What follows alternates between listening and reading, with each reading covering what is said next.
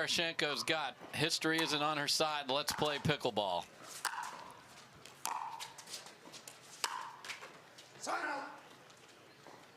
So when you hear about a history like that, you just got to play loose, don't you? Yeah, I mean, you have to go into it knowing no one expects you to win. You know, you've got nothing to lose. Think about a general strategy that gives you your best chance to win, and then just go play free. A couple of quick side outs here. I think we see Leigh Waters over there off to the side of the court, all bundled up there, coaching up her daughter. Unfortunately suffered that ACL tear at the end of last year, so she will not be playing in 23, but will certainly be part of the tour. And that is a great volley by Tereshchenko. So she don't care about what I just said about the history. It's now. It's now. It's like I said, if you just look at her game, look at the shots that she has in her arsenal, you know, she should be able to pressure Anna Leigh a little bit here. Comes up a little short there, and you know, the ability to just, you know, don't look in the tiny rear view mirror, look out that front mirror, that front window. You know, it's much bigger. Can you find it? That's just wide. Just barely wide. Yeah, I think any high-level athlete, regardless of the sport, is going to do a great job of focusing on only what they can control and just having blinders on for anything else. So none of the other matches matter anymore. Use that for tactical information, but you've got to believe in yourself and fresh, clean slate to start these matches. And a gorgeous two-handed backhand from Tereshchenko, and she is up early 2-0.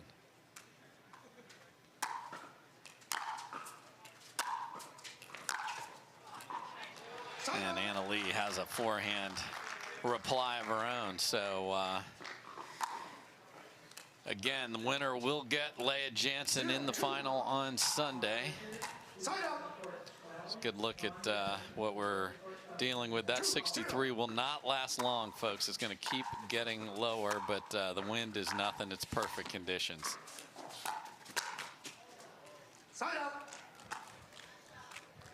I mean, Tereshchenko read that well, but just tough, stretched out. Yeah, she put a lot of air under the volley beforehand, so kind of had to guess, and Anna Leigh had a lot of options on that pass.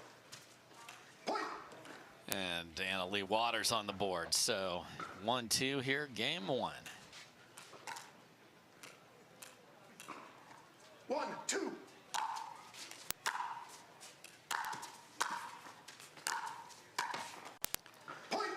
Oh, and a little finesse, tried the dropper there, and you know what Anna Leigh brings to the table is maybe the best court coverage of everybody beyond all the shot making ability.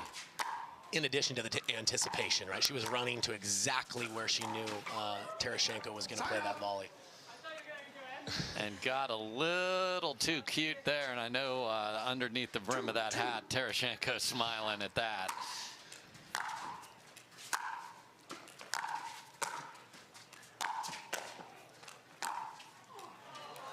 I mean, great coverage by Tereshchenko, but just too much blunt force trauma from Anna Leigh Waters. You see the pressure that she puts on the volley. You don't just have to make the volley, you really have to do something with it, because she can pass on both sides at a very, very elite level. And that's the pressure you talked about. If you don't hit a deep return, you're in trouble. If you hit it short, you're in trouble. If you go for it and miss it, you don't even know that you're in trouble because you already are in trouble. So it's fine lines here. And this is every time we see Anna Leigh Waters, if she doesn't start out, all of a sudden you look up and she's won 4 points in a row in less than a couple of minutes. Yeah, when she gets it rolling, it's just, you know, based on last year, it's been a higher level than anybody's ever been able to contend with. And you saw Tereshchenko look back at the where the serve landed. It was either on the edge of the line or just out. She may have been generous. Yeah, she may have been. I love when you aren't sure. Play it in, folks. Oh, and now it's sort of, it's snowballing a little bit. We saw the snow on the mountains, and that snowball is coming at Arina Tereshchenko. So 6 in a row after jumping out up 6-2. And what do you do? Well, I mean, on the right track. She called the timeout, right? That's the first thing. You know, I think if she could, with her court positioning, returning on the right, I think her forehand return is going to be the better choice than the backhand slice. I think Anna Leigh does a really good job on her forehand or backhand of using that backspin to enhance her passing shot. And I think that matchup may be why Terashenko hasn't beaten Anna Leigh before. So I think maybe just one step over, look to play a few more forehands. She's going to have to maybe volley a little bit with two hands rather than that slice volley as well. Going to be challenging for her.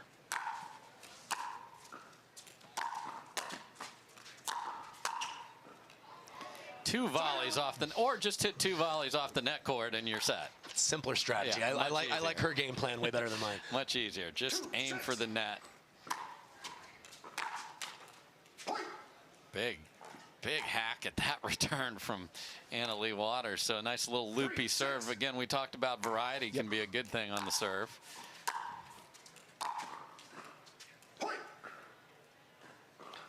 And a couple errors, and the 4-point lead's been cut in half by Terashenko. 4-6.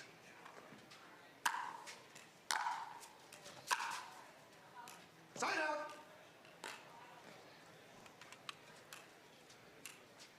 6-4.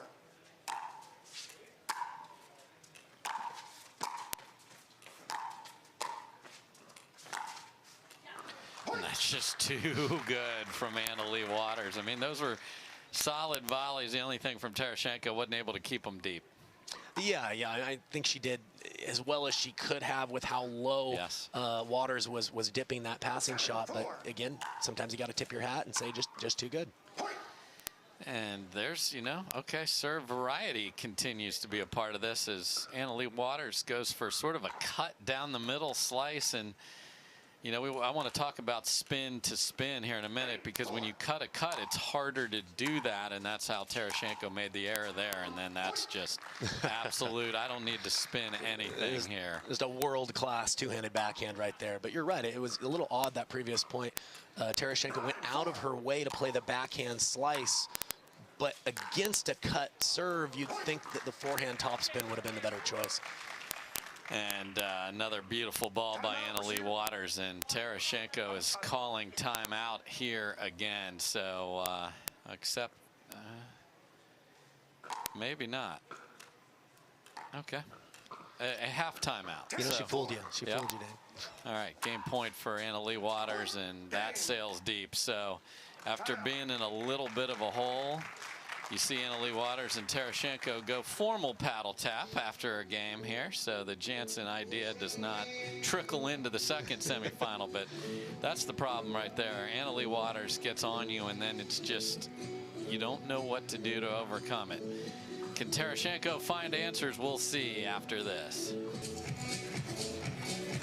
Welcome back, everybody. Dave Fleming with Kyle McKenzie and Anna Leigh Waters, showing why she is the #1 player in the world. Down a little and then just on an absolute run to the finish line, and gets there quickly. Got a short return and misses there. So let's see if Terashenko can find something. I mean, veteran savvy has gone a long way in many sports, Kyle. Let's see how she tries to combat this Anna Leigh Waters. That's so the two-handed backhand, you can just hold it there, right, and then make them guess. You know, when you have a world-class one like Waters has, you certainly have that option.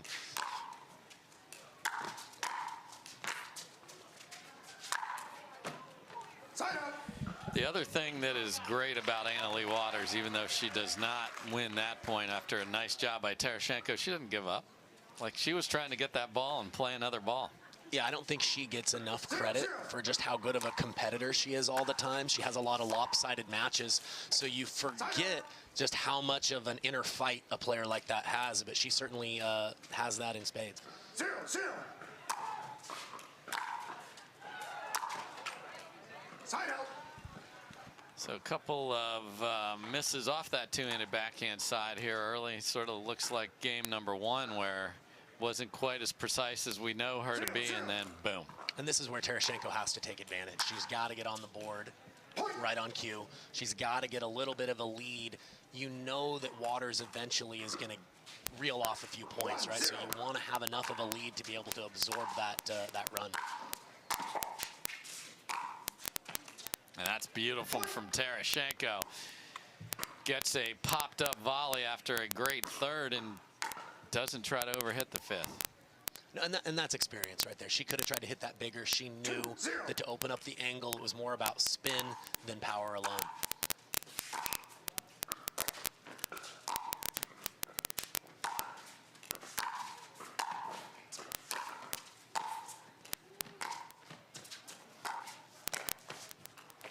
And look at Terashenko win the longest point of the match. Very precise ball location throughout.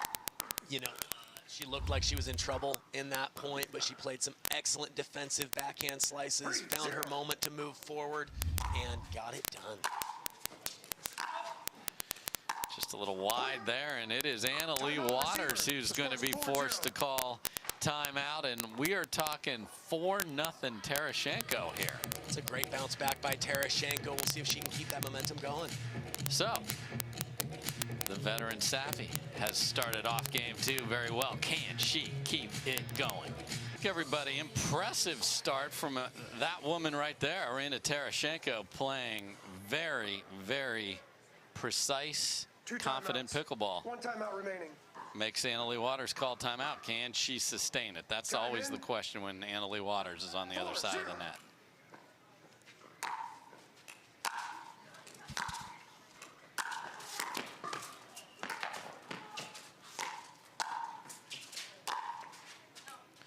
Just misses a big swing there, and it was Terashenko who came forward. As out of the break, Waters stayed back. Yeah, I love that she's, you know, realizing she's the underdog. She wants to be bold. We saw that work out for Leah Jansen. We'll see if Terashenko can keep it up here.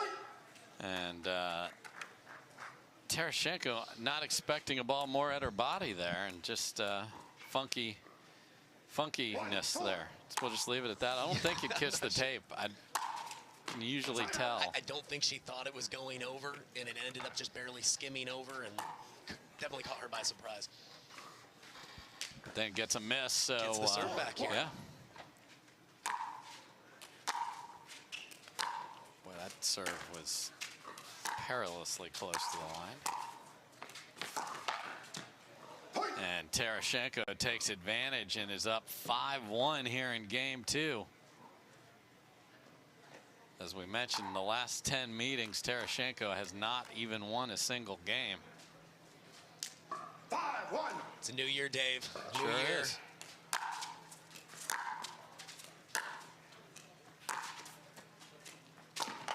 And that kisses off the line, and Terashenko is up 6-1 with just beautiful shape on that forehand that just catches the outside of the line. The serve caught the back edge of the line. That's what it takes. You know, it looked like Waters had an opportunity to maybe hit that out of the air. She thought it was going to go wide, but ended up having to play it.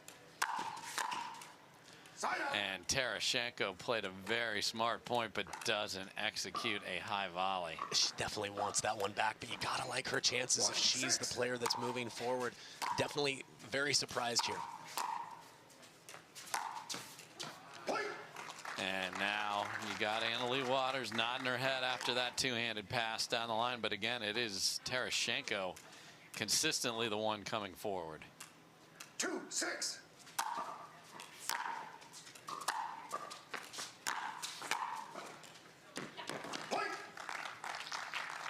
Even though she lost that point, Terashenko, I kind of like that she ended up staying back. When she hit the return, it looked like her intent was to come forward. She knew she hit it short.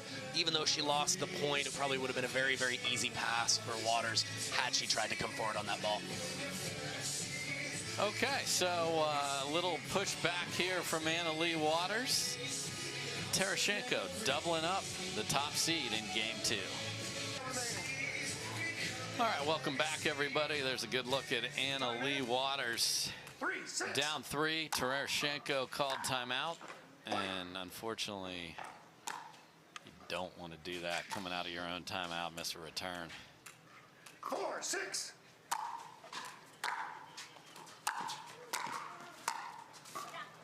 Point. Well, and Dave, how do you feel about the timeout call if you're more of an underdog? So you say you're the underdog, but you have a lead. They get a couple of points. Do you want to call that usual timeout or try to keep that momentum? I'll answer that after. Oh, no, another missed return here for Terashenko. So that last timeout I wouldn't have called for a couple reasons. Leigh Waters gets a lot of positivity from her mom sitting there. Right. And secondly, I don't want them to think I'm in trouble. And my goodness, 3 missed returns since that from Terashenko, who is playing brilliantly. 7-6.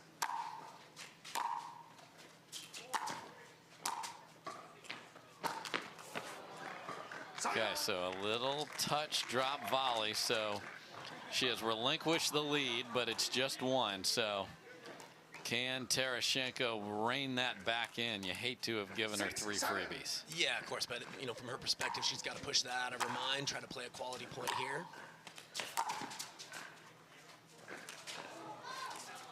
Oh no. And she heard her say sick tricks, which is something she loves to do and promote, just all the crazy shots that herself and others can hit in pickleball. That sick trick was just plain sick, unfortunately. And that is a sick trick right there from Leigh Waters. And what looks so promising at 6-1 for Terashenko, she's now down 8-6 after this gorgeous forehand pass from Leigh Waters. 8-6.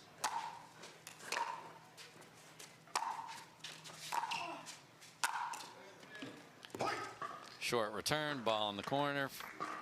And this Volley is put away. And this is the kind of level that Waters can show when she's got it all rolling. And that's why playing her, you just have to fight for every single point because you don't know, when you're going to get a chance to serve again at times.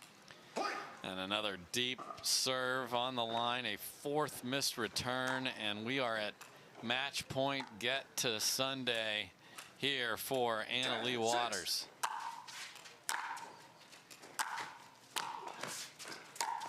And that 2-hander up the line will do it. So Terashenko played as good a match as you can at the start of game 2. Yeah. Got up 6-1, caused Leigh to have to call a timeout, but then just the absolute level of Leigh rose, and then four gimmies to go with it just can't happen. Yeah, if you're trying to beat the best in the world, obviously you can't give much away. Credit to Terashenko for battling, though. She made it competitive. So we'll talk to Leigh Waters. She's heading to Sunday. Well, welcome to Championship Court. Leigh Waters here with me. She's headed to Championship Sunday. Leigh, I know playing at night is not your favorite or under the lights, but you were able to come away with this match into what was working so well. Yeah, I feel like, especially under the lights, I have to really concentrate on the ball and with my feet. So I think that was something that I really had to implement in this match, especially when I was down in the second game. I was like, just watch the ball, move your feet, and I think I did that. That's how I came back. But I'm super excited to go to Championship Sunday. Well, Leigh, your head-to-head record against Irina since June 2020 is 10-0. Does that stat surprise you?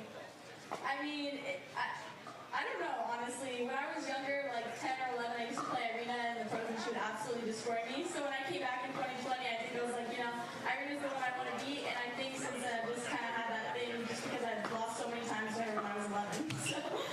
Well, Leigh, you have a pretty big birthday coming up. You're turning 16 in about 2 weeks. Anything you're looking forward to when you get to that age? Yeah, I'm super excited for it, especially getting my driver's license, so stay up for those.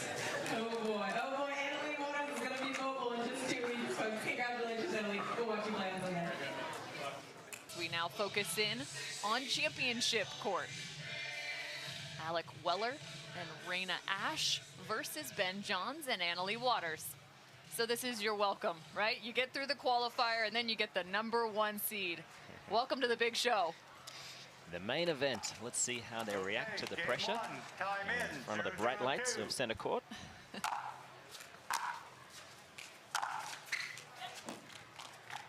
Leigh Waters right out the gate. Doing what she does best. Rip it and rip it. 1-0-2. Side out. 0-1-1. Raina Ash, lefty.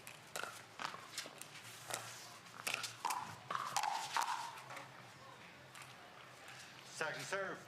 Ben Johns, that patented backhand flick attack, it's just deadly. And just like that, the ball's gone. two rallies in and we're already in trouble. Yeah, if he managed to crack that with a backhand flick volley, that's someone check the paddle. 0-1-2. Just jokes. We don't want to start another paddle game. Do not go there. Might make for some good TV though. Nice combo, good defense from Weller. Side out. Classic Leigh Waters style right there. Speed up and close with that backhand. 0-1.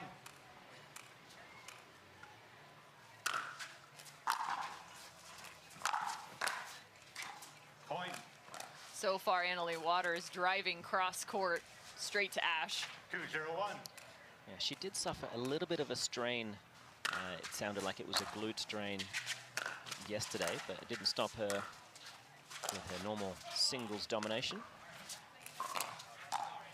Point. She'll be in the finals come Sunday. 3-0-1. Up against Leah Jansen. And on the men's side will be Ben Johns, Point. Federico Staksrud. That'll be good. Staksrud, when he's on, my 4-0-1. goodness, that man is talented. I believe he's what, the 7 seed? Yeah, I think you might be right. Pretty impressive performance from him.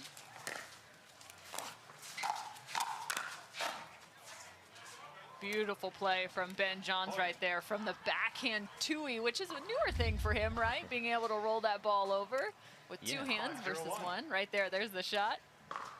And squashed that right out in front. He was, I think he was protecting the money maker. Oh, come on, Leigh, that's just mean. She's smirking, speeds that up, or excuse me, drives that cross court and just right up the line with plenty of room.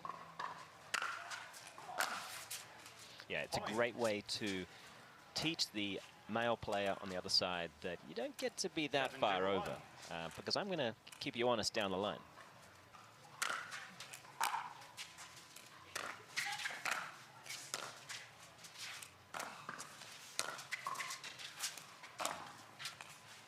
Point.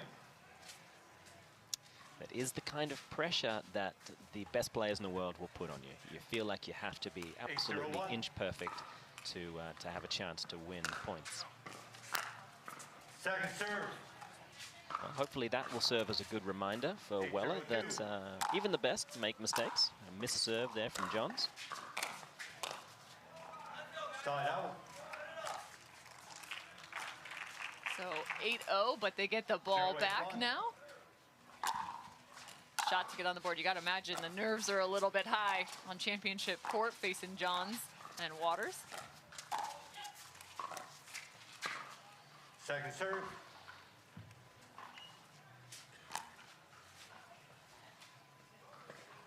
Zero 8-2.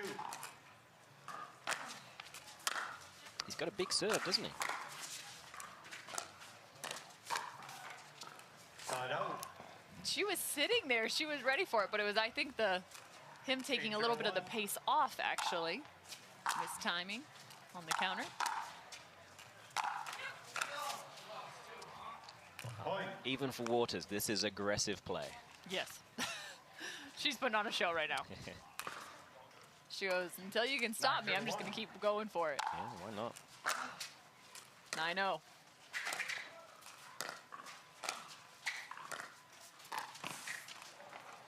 Point. A lot of pressure when Johns is moving that quickly across the kitchen line.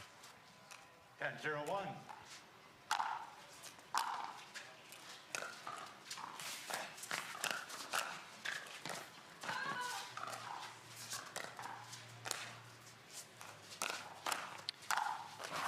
That was Riley Newman-esque, I That would was say. very Riley Newman-esque. Pulling the paddle all the way up to his left shoulder, dropping it back down. And a nice little roll to finish out game number one. There's a look at the final point. Very well done, Ben Johns and Leigh Waters finding a pickle in game number one. So Raina Ash and Alec Weller dropped game number one in a bit of a pickle, but they did have a fantastic way through the qualifier as they now face Ben Johns and Leigh Waters. one of the matches is Time in. 0-0. they faced off against Goldberg and Davides, and incredible, finishing 13-11 in that third game to win themselves the victory. Yeah, so they certainly earned their spot here. It is their first appearance at the professional level. I mean, that's a solid team. 0-1. And Salome and Second serve. Johnny. Johnny Goldberg.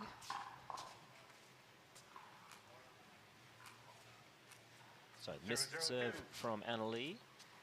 Gets the ball over to Johns. Point. So they're on the board early on. A lot of pressure. 1-0-2.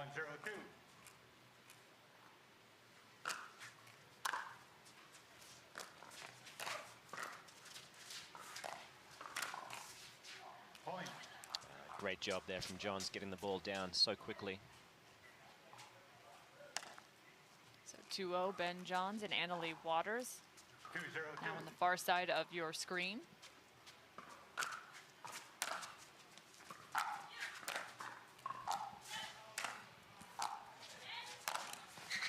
Ernie from Weller, covered by the southpaw, his partner. Side out. Yeah, nice work there. He really kept his balance, got plenty of power, so they get the ball back.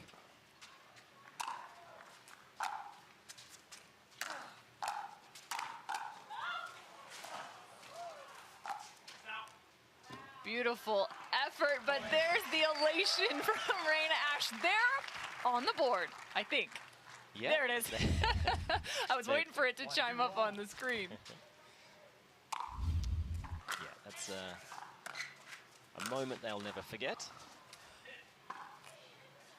Second serve. I love that. Small victories, right? You got to start with small 1-2-2. victories. Yeah. You never know. Could be the start of something big. Nice job in transition from Ash.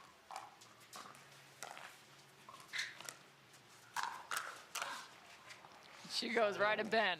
That was a well-constructed point. Good patience. Some nice cross-court dinks. 2-1-1.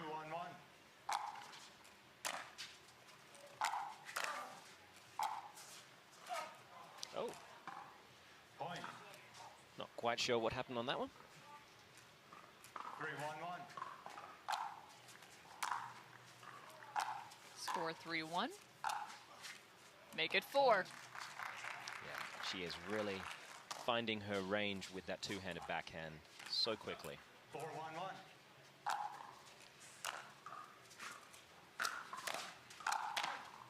Shake and bake from Waters and Johns. You can always tell the players that have really been putting in the work in the off-season. 5-1-1.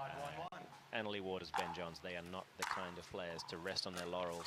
They are working hard, improving their game. They know a target is on their backs. And then they've even worked now with the straight up play. Anna Leigh Waters on the left. I'm not sure what that move is, Anna Leigh. I'll have to ask her. It looks like she's having fun. That's the important thing. If you're not having fun, you're doing something wrong in pickle. Second serve. It's really hard to not have fun. Near impossible. I don't think anyone's ever done that. And I'm a firm believer that a happy play is a dangerous play. Yeah, you get to play loose, really enjoy your strokes, feel relaxed. That time comes with time and experience, especially at this level. You got to imagine with the nerves too. As much as you're having fun, you're still trying to just settle yourself into the game. Side out. Yeah, look, and I think Weller and Ash realize the chances of them winning this one, well, there's two, really, slim and none. However, they can learn something from this match, for sure. And what they're learning is how far they've got to go.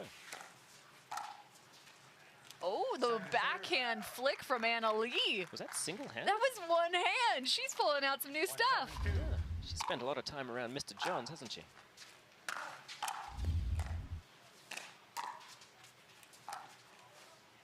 And there's her traditional 2. Yeah, probably should go back to the 1. That was a dream. 2-7-2. I'm hearing Anna Bright's got a new one-handed flick. Can't wait to see that one pop up in a game. I'm very excited to see her teaming up with Dylan Fraser today.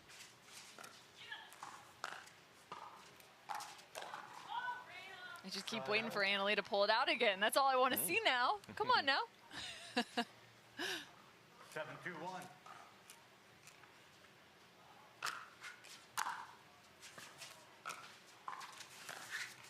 Man, the motion of that third shot from Ben Johns, it's like sliding sideways. Yeah, he does a great job of drawing the other male player, typically on the left, closer to the center, anticipating they're going to go after the female player.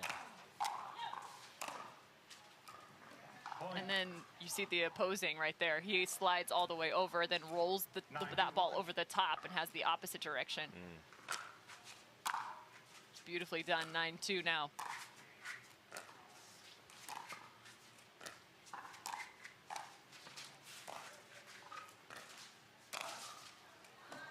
Oh, he's got plenty of meat on it. He's a strong young man, no doubt about it. 10-2-1. Great tennis strokes.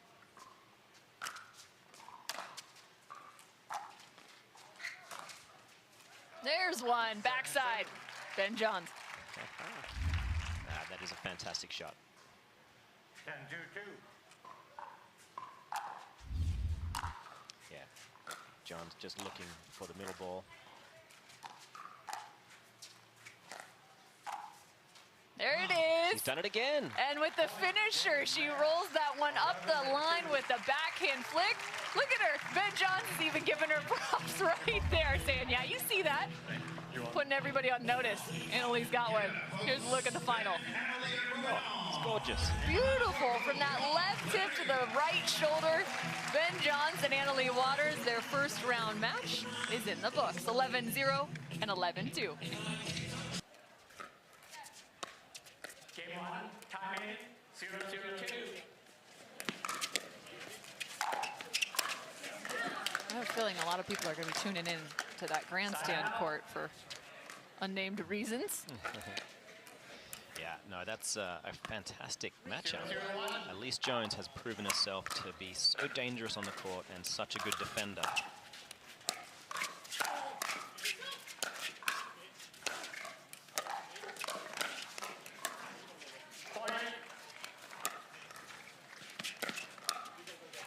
Meanwhile, they're underway on championship court as well. We're giving you the 2-box of coverage.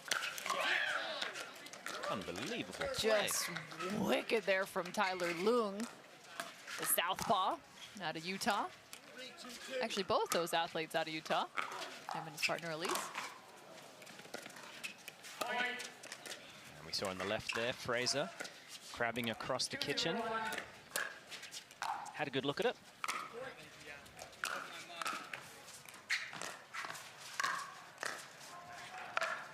Second serve. Can't wait to see some of the distribution in terms of balance between Anna Bright and Dylan Frazier and just exactly how far they travel in terms of covering the kitchen line.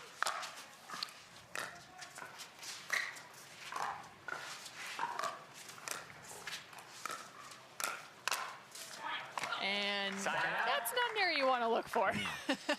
Yeah, the other thing I'm very curious about is, will Dylan Fraser actually feel comfortable attacking Annalie? Many have tried. I think almost many have failed. The vast majority. You know, we got to see Annalie against Ben Johns at Nationals, and she succeeded. Ben tried his luck, and the young lady didn't just hold her own, taught him a lesson. Annalie played alongside Riley Newman at Nationals. Won. Side out. But where do you attack then? Where do you go against Annalie and Ben? 2-0-1. That's got to be in the locker room earlier on, I'd say.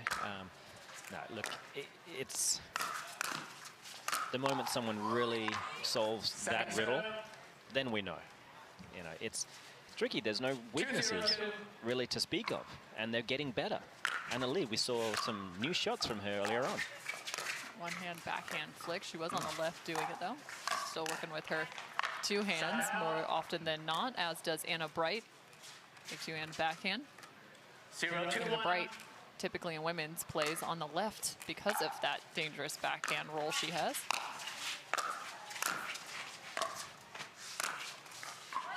Just so much spin on that ball. Really kicked up.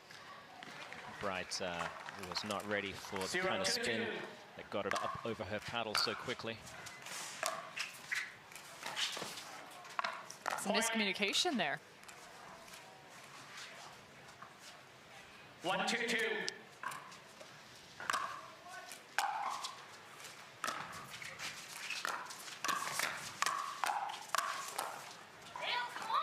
Great work from Fraser. Quickly getting over there, getting the ball down in a hurry. 2-2-2.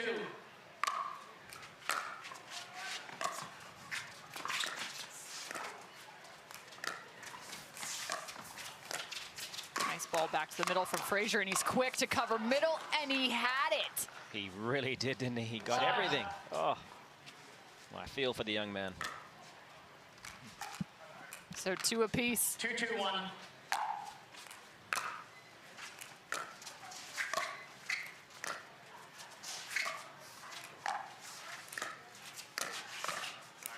And gets a little help from the net. I think Fraser's paddle would have been there had it not clipped the net. 3-2-1. Great depth on the return. What a touch play from Ben. Second serve. Yeah, that is one of the difference makers that he has over every other player. Being able to continue to move through the kitchen, through the transition area very calmly while dropping balls and being able to knock off that next one because of it. Tries to be a little sneaky against Anna Leigh, and she is well prepared. So that is 1-0 to Anna Leigh Waters. Okay, I'm going to keep another running score here. Fraser and Anna Leigh.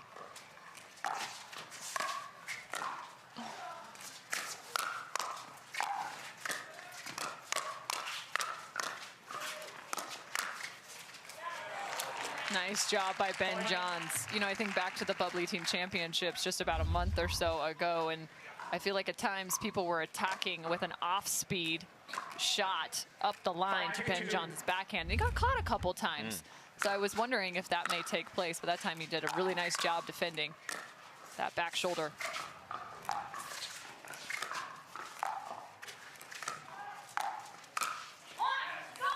That's a beautiful shot from Anna Bright. Wow. I mean, there's not much room. When you're going with that cross-court speed up, you have the smallest margin of error. Yeah, and just going back to your point earlier, it's a shot that Ben has really put into his arsenal in recent memory has been the two-handed backhand block and counter on that left side, because he recognized that he was getting attacked there, and he was really just often blocking that ball back and resetting the point, sometimes well, sometimes not. But he developed this two-handed counter that is now forcing people to think, well, now where do we go? Yep, back here. So the side out for Ben Johns and Anna Leigh Waters, 5-2. And still looking to roll that ball down the line. Interesting take there.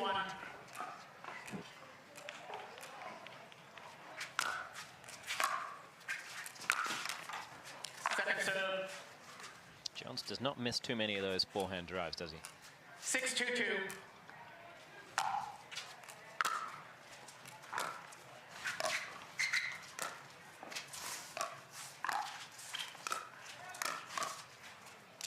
Yeah, that's a pattern that Anna Leigh and Ben are well prepared for. Each time it seems like Dylan Fraser's getting pushed wide. He's just resetting that ball back to middle, and Johns and Anna Leigh are sitting right there ready. Yeah, Johns has been able to find the kind of accuracy in the positions that really cramp up Fraser. Very difficult for the young man. So quick work thus far by Anna. 7-2, Anna Leigh Waters and Ben Johns with a quick start in game number 1. Of course, this is on the winner's side of the bracket. That's the #1 team in the world facing off against Anna Bright and Dylan Fraser. A new team to the PPA. And there's the backhand flick, roll. That is gorgeous. That's just beautiful. It doesn't matter how many times we see it. I never get tired of watching that shot. I mean, the amount of topspin to get that ball up and down. With such little motion. It's AJ Kohler-esque, really.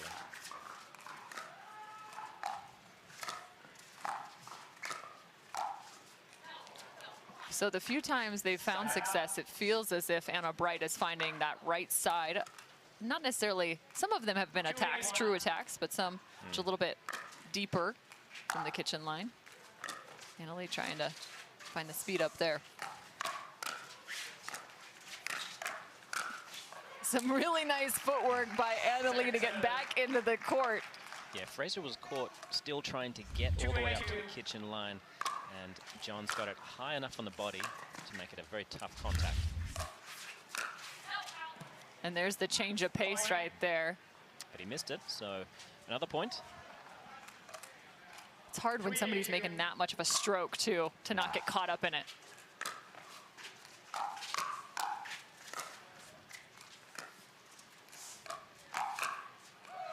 Oh, and he nearly tags her.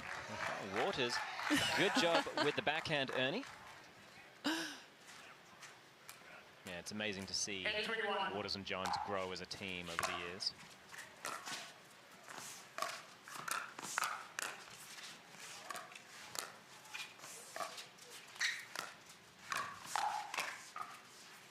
That's some nice movement, though. I have to go hats off to Anna Bright in the middle of that. That line shot from Ben Johns was well defended. Got him back to neutral.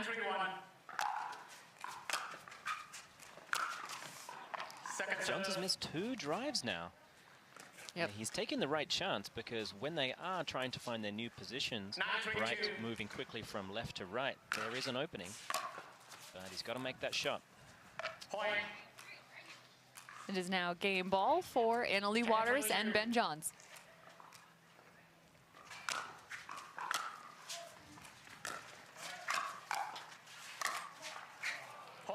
Nice defense from Anna Leigh. Finishes off game number 1 in very efficient fashion, 11-3. The number 1 seed staying true.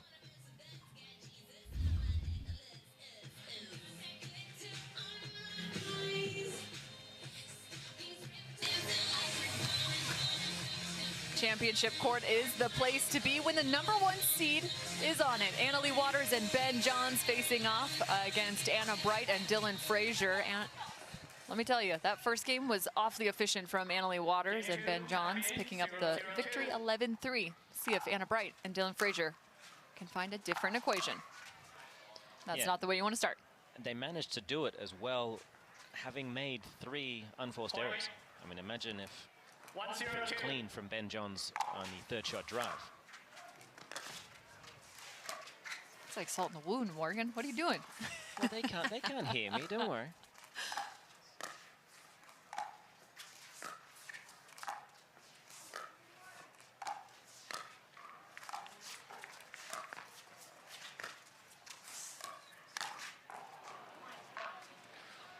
Well, found the net. Either way, it was going to be a foot fault regardless.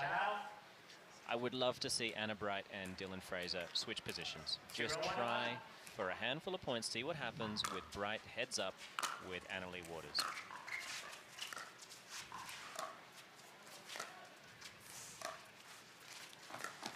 Oh, and just when you think you have him, you don't. You've got to be joking me. He did such a good job. He was practically doing the road runner out there, and he still caught up to the ball. 0-1-2. Look at this. He's deceptively fast.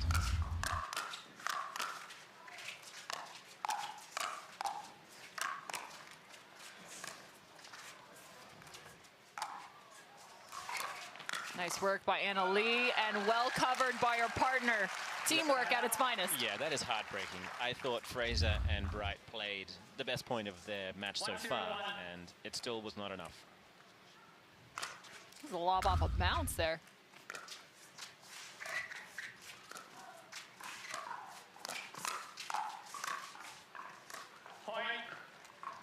Well, Anna Bright handled her business very well, I thought. And it's the second time now that Ben Johns has gone with the backhand flick up the line, and it's been well defended on the forehand side of Anna Bright. She's taken a step off the line to prepare for it, too.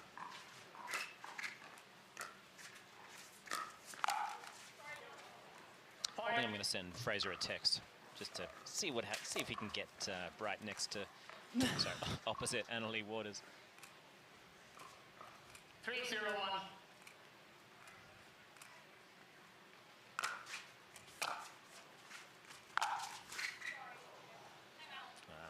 little bit of love from the net, and that inspires a timeout pretty early. Yeah, very quickly, 4-0, Leigh Waters and Ben Johns. It's so frustrating when that takes place. You feel like you've got yourself set up, and next thing you know, the ball's 6 inches higher than your paddle.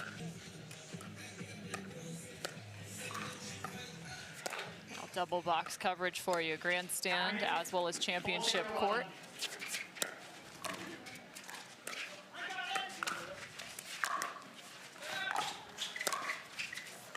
A true test of your multitasking. A nice job there too. So it looks like finding that backhand side. Nice cover by Dylan Frazier in the middle. Johns knows that even for him, as good as he is, when he gets overly aggressive, he can be punished. And Frazier is more than up to the task of doing that. That was quite impressive. Looks like Tyson and Catherine doing some steady work. Still out on grandstand as well. Here on the return. He moves in so quickly with that single-handed backhand, and that would be enough. But if he wasn't deadly accurate as well, it's hard to see a way through this team, I tell you. How about that shot, the change-up? Yeah, inside out, two-handed backhand to the crossbody of the cross-court player. In corner pocket. How the game has changed. You're just sitting here reminiscing to 2017. Hey. I was still good in 18, maybe a little of 19-ish.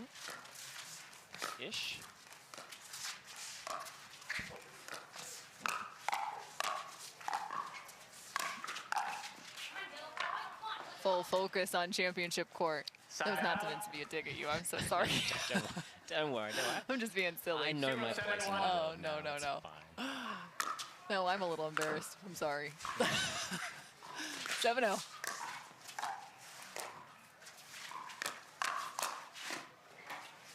Well, if Johns can get away with that kind of shot selections, then he will keep going. I mean, why not?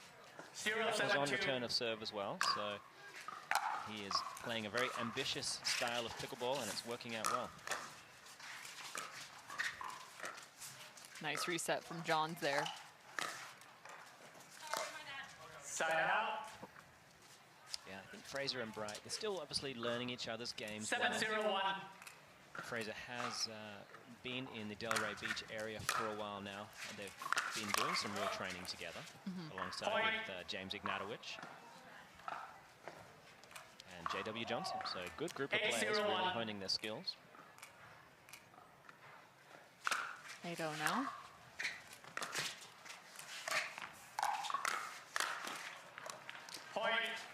And even if there's something you see, maybe you can do something with, their partner just steps in and finishes the point. They are so well versed with each other's shot selections. It's it's a real synergy in shots. Wow, what a snag from Ben Johns, and another. Oh, and AL almost got it. Second serve. 9-0-2.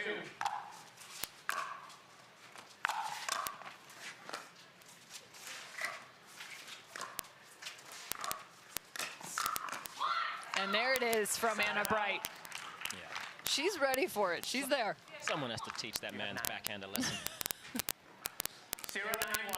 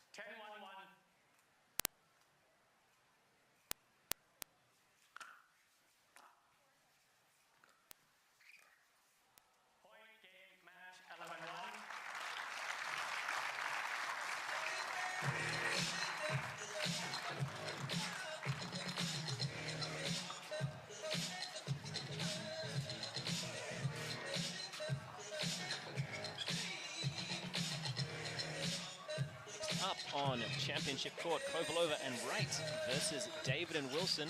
You are not going to want to go anywhere. But we are. But we are. We're going out. Dave Fleming We'll have our and next crew Kyle in. McKenzie will be joining you shortly. Don't go away. Well, this is the first one that I've been to, and I'm going to put it on my bucket list to see a few more. This is class all the way. Everybody's having a good time. We're seeing the best in the world play, and we've got a fantastic semifinal up for you guys. This is an all-star lineup. Dave, tell them who we got here. Well, I'll tell you what we got. We got Tyson McGuffin and Catherine Parento back together. We believe, because they've said it, are playing a full schedule. And then we've got the team that lost once last year, Leigh Waters and Ben Johns. Number 1, time in, 002. Catherine Parento will start us. Let's play pickleball.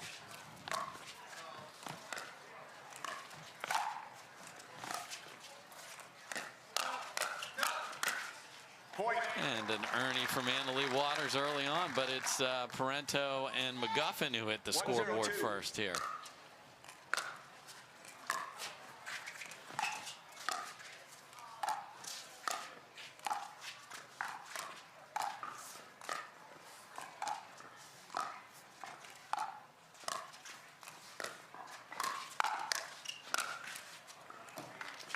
There's the speed up at Leigh Waters, and she's ready. McGuffin ate the next one. And that's going to be the challenge. There's not a lot of available space to bring offense against this time. So we'll see how McGuffin and Parento are able to implement their will in these points here. That's a good reach in. A little stare from McGuffin. He did not turn around. I like it. Got to play with big energy. That's how he wins. Unbelievable hands from Parento there. Oh, and then can't will the next one over. Screened. That ball was never getting to We've her. all been there. An amazing get, then you get a routine ball and you miss the second one.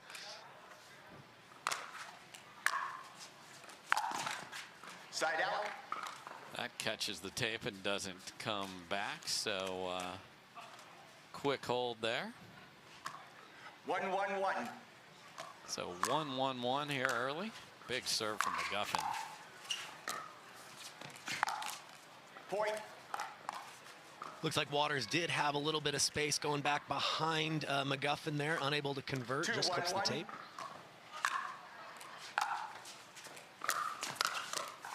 Great take from Ben Johns there. Just don't let that drive get to your partner. Sometimes you got to be greedy out there, Dave, Gotta be. especially if you have the kind of 2-1-2. skill set that Ben Johns has. Yeah, if you go get it. Side out. Parento did a great job of handling that cross-court attack from Leigh Waters, but too much 1-2-1. Ben Johns after that.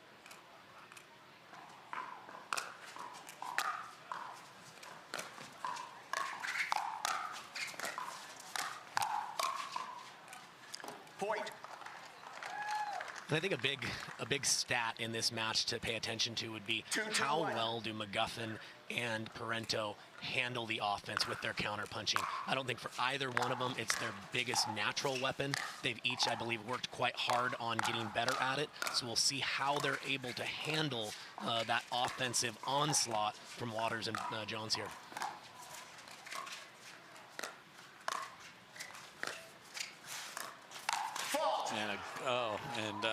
And Leigh Waters with the great move, and then looked down and was like, please be on the side, please be on the, oh no.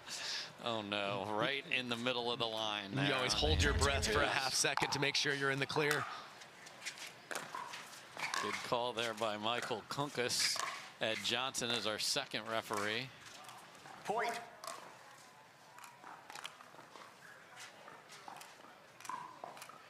Three, 2-2.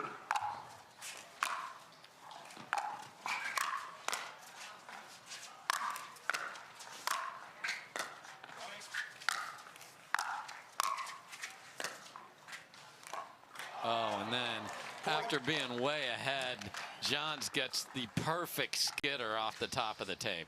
Yeah, when the best team in the world's getting some good fortune, you just have to really show some mental toughness if you're competing against them. Side That out. was as awkward as you will ever see Leigh Waters. Just never happens. Yeah, she dropped the head of the paddle, which is, I think, the 2-4-1. correct form in order to bring it higher, but she didn't really engage her body much on that one. Looked a little surprised by the location.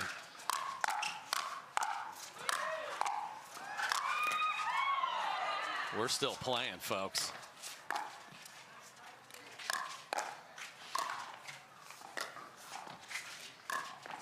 Oh, she wanted to finish with the poach.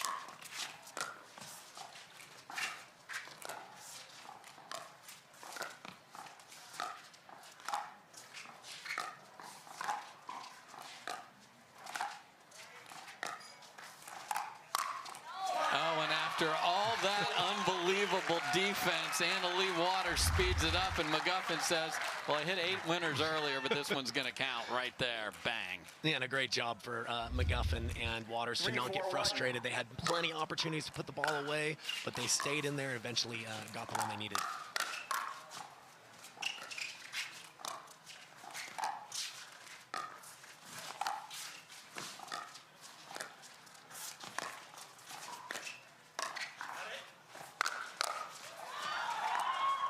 Parento on the deck with the save. What a point here.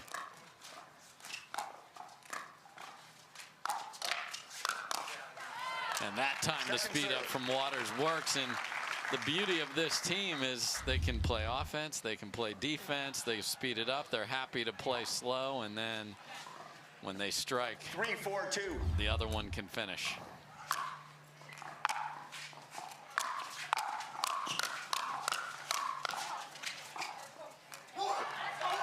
Okay, and the first bark from McGuffin, and him being very aggressive is important here, especially when they're serving. Yeah, he's going to naturally rip drives, but what I loved about that point is he closed in after the drive. It's going to take more than one shot normally to win points off of Waters and Johns here. Oh, and a little Friday the 13th luck for Parento there. It's still Friday the 13th in Canada, too. Just so you know. 5-4-2. There's no conversion rate on the calendar. It's not Saturday over there. No. Oh, no. And then a missed serve after 4-5-1. getting a little gift.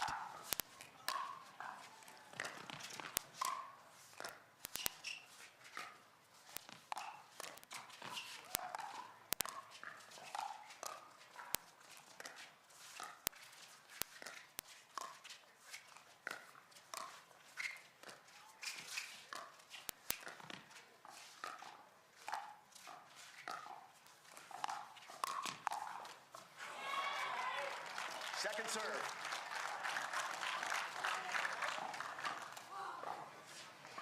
Four, 5-2.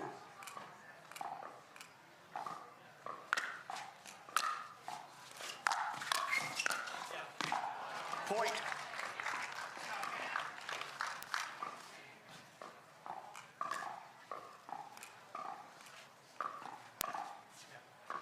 Five, 5-2.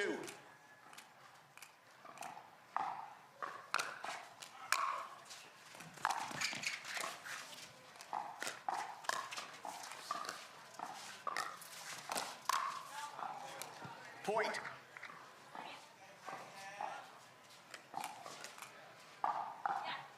Six, 5-2.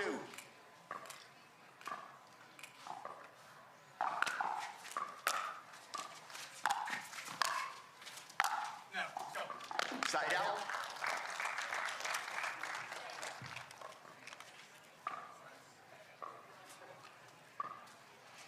Five, 6-1.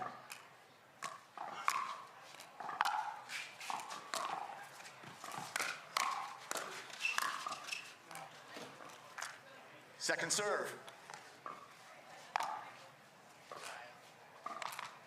5-6-2.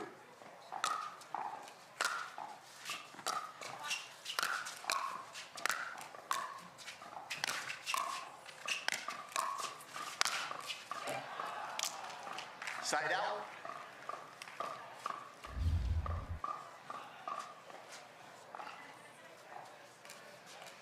Six, 5-1.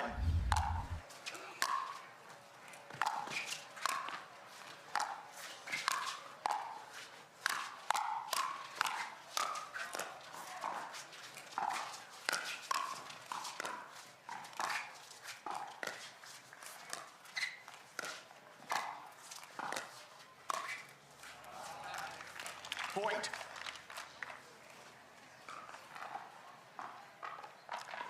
Timeout receiving team, 7-5-1, 1 minute. Time in, On 7-5-1. 35 courts. Hello, pickleball. Second serve.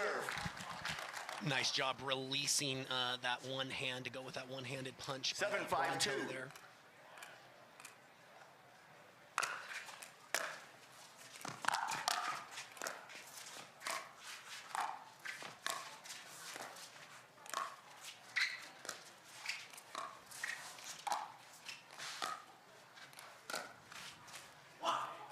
Side out. And just deep from Ben John, so a little frustrated with that. So good timeout there 5-7-1. by McGuffin and Parento. Get the ball back. They got 2 stops, no damage.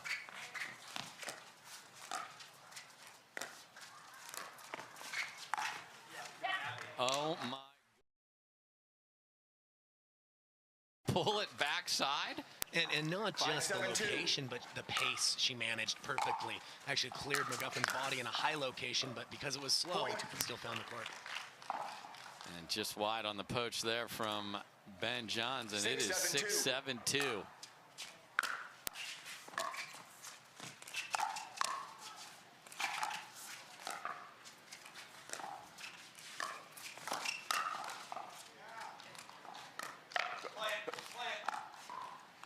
Point.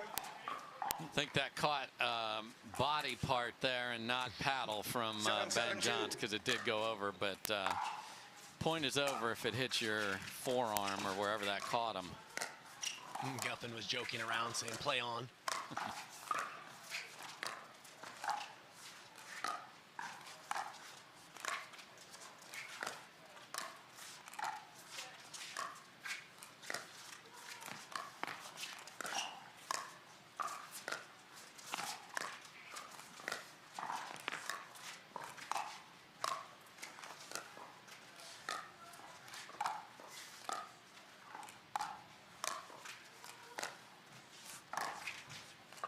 Oh, and you want to slow flick it at me?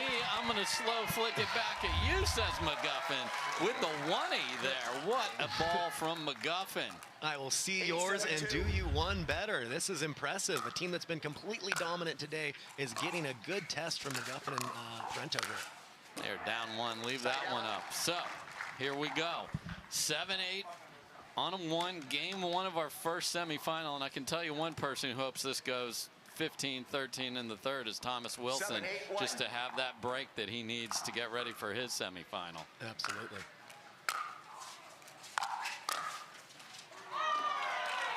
Second And serve. Parento has been lights out on her defense and counters so far in this match. 7-8-2.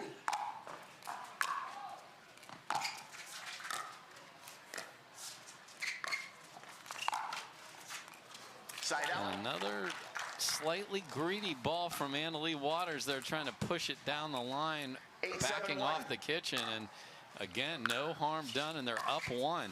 Yeah, it's usually a sign of feeling pressure Second for her serve. to, try to thread the needle before it's really set up. So we'll see how that plays out. 8-7-2.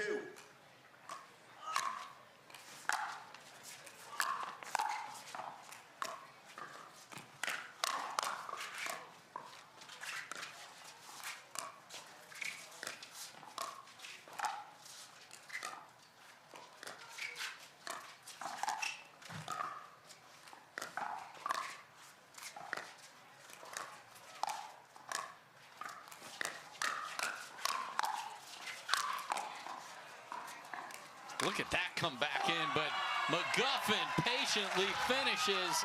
And folks, this team looks fantastic. Timeout They are receiving pushing team. the top seed, 9-7-2, and they 1 have minute. forced a timeout call from Johns and Waters. 9-7. The Selkirk duo looking great here. So we've talked a lot about paddles. We see Ben Johns there, or we will see him in a second. There you see McGuffin and Parento, but he's using Project Perseus, which is coming out. That is one of like the fire right greatest Greek heroes, Slayer of Medusa. Okay.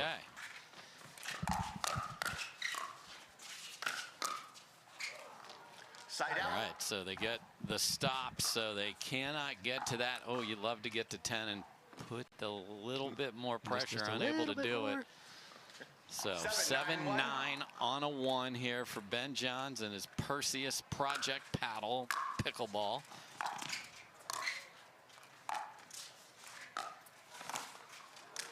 Second serve. A little ambitious there. 7-9. Kind of like we talked about, they're feeling some of the extra pressure in the neutral jink rallies.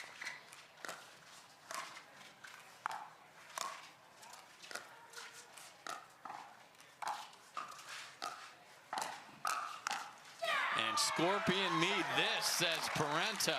Just, she has played, if you go back and start from the beginning to now in this match, just so solid. And then look at her get that Selkirk paddle up and ready. The air, the power, it was ready. Well, at this level, there's a difference between making the volley and sticking the volley, and she's stuck about every volley she's had an opportunity to play. So missed third there from McGuffin. You want to try and get that magical 10 here. And a huge drive from Parento, and they are exactly there, folks. Game point for Parento and McGuffin.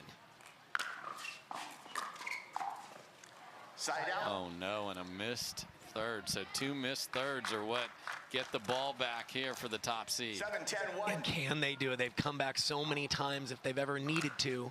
We'll see if they can come up with the goods right here.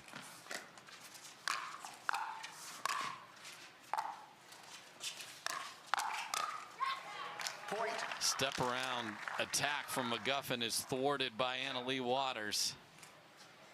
8-10. 8-10-1.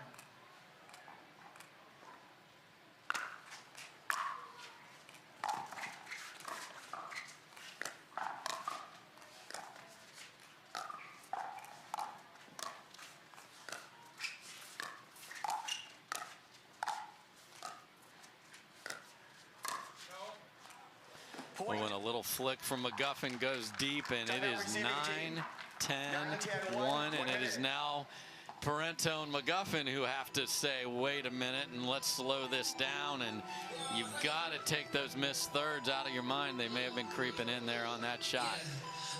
Big finish coming right back. There's 1 timeout remaining. Well, folks, this is what a semifinal should look like. The crowd is loving it.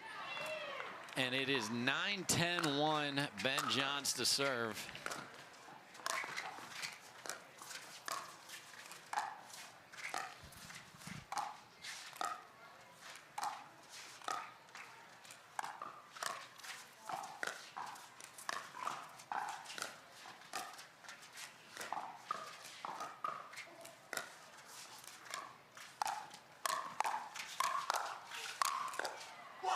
Tremendous job by McGuffin coming out of the timeout. Doesn't come out tight, comes out with aggression, Kyle. No, this is where champions are made, right? It's a mixture of grit, poise, and just mental toughness that's going to get you over the finish line in these tight matches.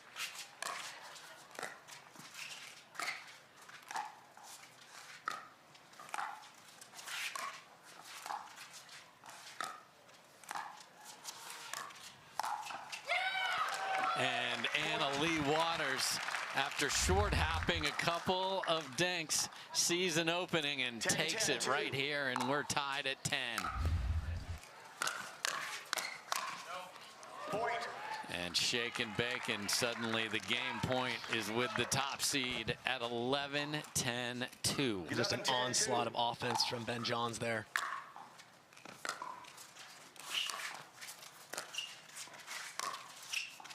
Oh, and a ball off the net court on the attack, and after a brilliantly played game number 1, it is that small a margin that makes a difference. McGuffin and Parento had every chance, had the ball on their paddle, didn't even get into the point with a missed third, and they now have to dig out of a loss in game 1. They got to 10. They did not get to 11. Can they get to 11 in game 2? We'll find out. Well, this is the Hyundai Masters, and you got to be a master of your body, your mental fortitude, and your ability to execute when the chips are all pushed into the middle of the table and the top seed were able to get it done. Yeah, McGuffin and Number two, Parento time gave in, themselves the 0-0-2. chances, but they just had a tiny lapse in their level for a couple of points. And against the best team in the world, sometimes that's all it takes. So here we go, game 2. And there's that flick from McGuffin. He got one in, and sometimes when you make that first one, you're like, oh, I'm going to make 3 or 4 of these. Now he's missed the next 2.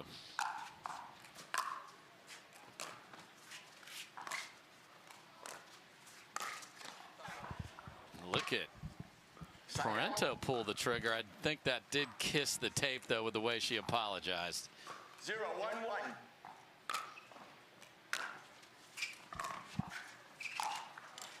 Point. Another one where the footwork on Annalie is, which is usually perfection, not there. Yeah, I think sometimes when you just misread the ball a little bit, your arm goes to the right spot, but you forget about kind of staying in that pocket with your lower body. Point. And these teardrop thirds from Parento are just looking fantastic rolling in there. Yeah, McGuffin is enhancing it by sprinting in afterwards, and they've got a couple of errors here from Waters. Let's see if they can build on that.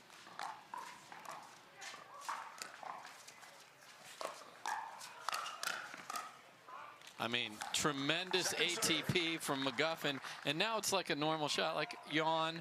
I got the defense there from Leigh Waters. That was brilliant. Made it look easy, made it look very, very easy.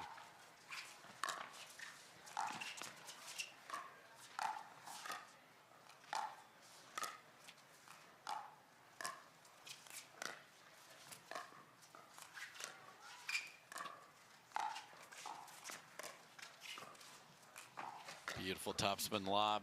Johns was thinking tweener, but didn't do it.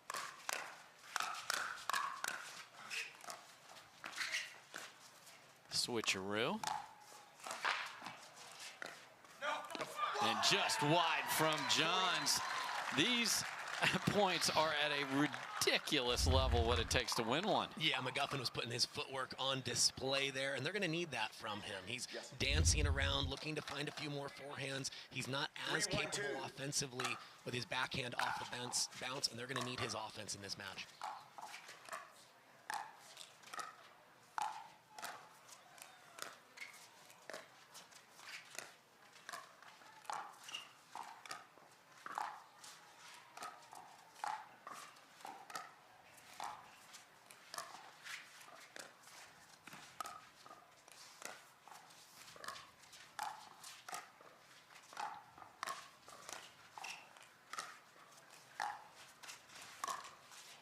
So patient until so not.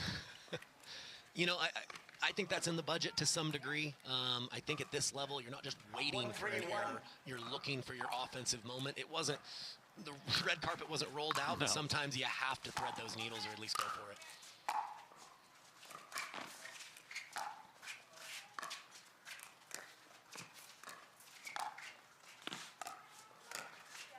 Oh, and the scorpion tail is only on one side of your body, and do you get extra points for catching the ball? Absolutely That's not. what Parento wants to know. Yeah, she wants 4. She wants a 4-pointer there for nice hands, but when we say nice hands in pickleball, we mean with the paddle in Right, it. right. She got that one a little off. And then Johns with his hands on his hips. Project Perseus ripped one about 3 feet wide on the next one. 2-3-2.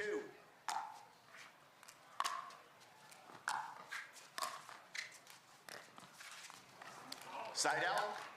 Okay, and then a missed dink. So again, Parento and McGuffin, they 3-2-1. sort of hung in there and got in front and had a chance. Let's see if they can follow that script here and just get one more point. Yeah, really liking their body language between points. Yes. They really seem ready to compete. They're very connected from a chemistry standpoint, and they're here to fight. That's Second just serve. a gorgeous attack from Ben Johns from below the top of the tape. Yeah, knows that if he can get that ball into the right hip of McGuffin, very tough for him to straighten that out, especially if he can get down on it, which he did.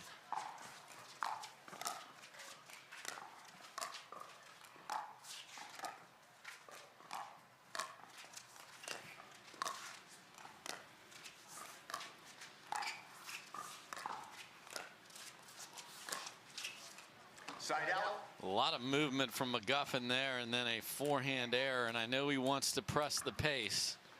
2-3-1. You know, that's two chances in a row that have been missed, but he's got to keep going. And there, want to talk about going. Ponytails flying, and there goes Leigh Waters. Yeah, she has such a unique ability to poach off of either side. It looks like the court is open, and she closes the gap instantly.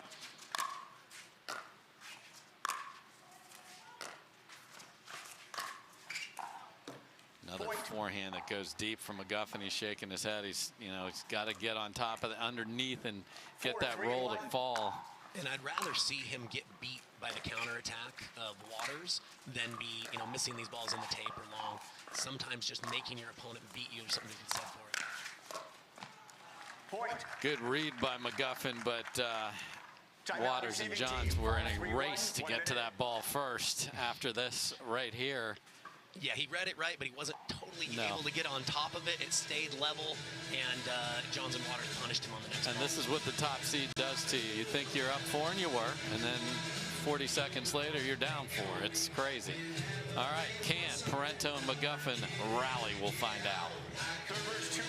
Welcome back, everybody. This is semifinal number 1 of 2, and Leigh Waters and Ben Johns have pushed ahead by a couple. We'll see if they can keep that going.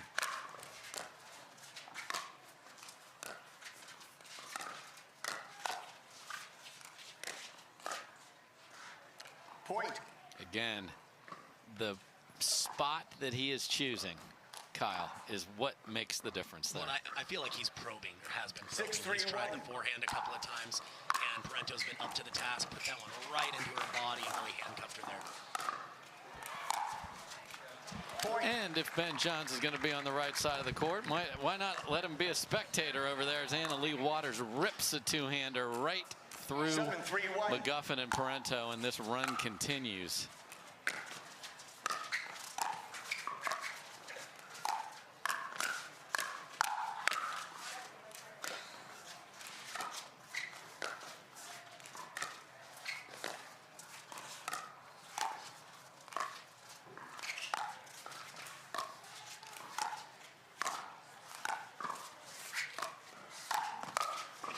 And it is Leigh Waters playing the left with a little flick there of her own. And my goodness, this is getting very dangerous for the Selkirk duo. And I believe that one-handed roll is a newly acquired shot in her game, which is scary to think that she's only getting better. Warning, pro player, ladies.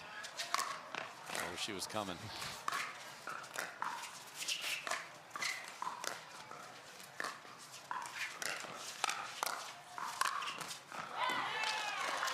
But look at Ben Johns. I know he didn't win the point, but he's waving the two-y at you now, too, as something to attack with. See that coming up on this next ball right here.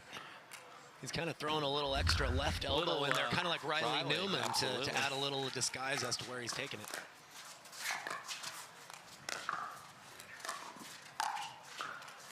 And another gorgeous flick winner. And this is a duo. They can feel when they are pressing it, too, and the crowd's like, wow. And they look at the smiles. I mean, they know they're entertainers, too. I mean, they're unbelievable athletes, but the pace that they can put on you and the pressure, you have to call timeout because they know it, and they know you know it, and that's the hardest part. They know that you know that I know. No, very true. And yeah, a veteran move here by McGuffin and Parento calling the timeout, but you can kind of sense it in the air. In the first game, Waters and Johns, their shot selection started getting a little bit ambitious, even for their skill set, but they're settled in now. They're playing much more free, and having a lead can allow you to do that to some degree too. Yeah, I mean, the scoreboard affects the way you swing the paddle. It's just an inanimate object back there, but it's right here in your head. Well, I think there's a reason Ben Johns, the first time I think we've seen him try that two-handed off the bounce attack is when he has the lead. So they're very aware of that.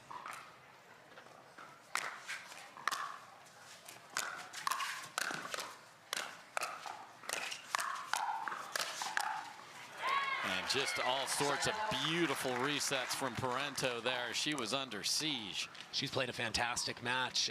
They're down, but 3-9-1. not a lot to say negatively about how she's played at all. She's played brilliantly. Oh, the big Cobra was up. And Anna Leigh Waters finishes down the middle.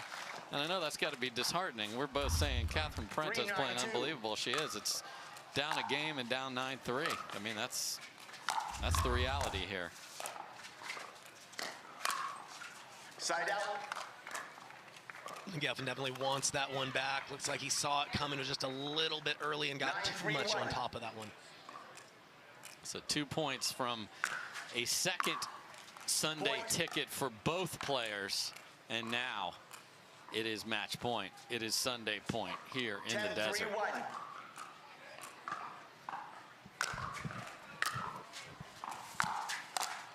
And that will do it. So a very impressive fight from Parento and McGuffin, but the top seeds, Anna Leigh Waters and Ben Johns, show you why they're the top seed. Yeah, they're playing on Sunday. Yeah, we keep telling everybody about how amazing these draws are. They are, and guess what? The top 2 players are playing mixed doubles on Sunday, they're playing singles on Sunday, and we'll see tomorrow if they're playing men's and women's doubles. They're that good. Well, they can beat you in so many ways, and they're so intelligent. They have such high pickleball IQs that they can really choose which shots to match up against which opponents. I thought Parento and McGuffin did such a good job in game 1 of really neutralizing and winning a lot of those neutral dinking points, but more variety got thrown their way in game 2 and they weren't able to keep up. Yep, they saved 1 game point in game 1. We'll talk to the winners with Hannah Johns right after this. Well, welcome back to Championship Court, where we have 2 not unfamiliar winners here in the winner's circle. Anna Leigh Waters, Ben Johns, you're headed to Championship Sunday. Guys, that was a new partnership you got to see across the net, and you played a very close game 1 against them. Did you feel like you figured them out at the end? Yeah, it's always tough to play a new partnership. I think it's good for the sport to see different matchups. So me and Ben, the first game, were just trying to figure out what we were doing. We had a strategy in the beginning, and then I think we got away from it. So we just had to really focus when we were down 10-7 in the first, and then we switched sides. We were on the better side, and we took it from there.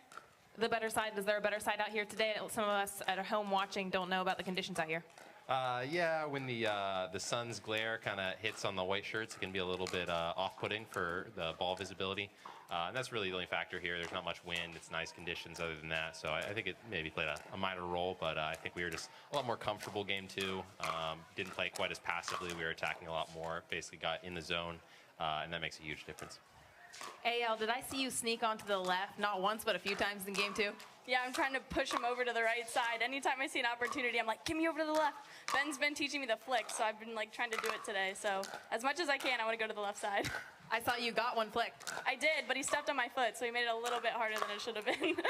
No partnership is without its difficulties, guys. Well, congratulations. We'll see you on Championship Sunday. Dave.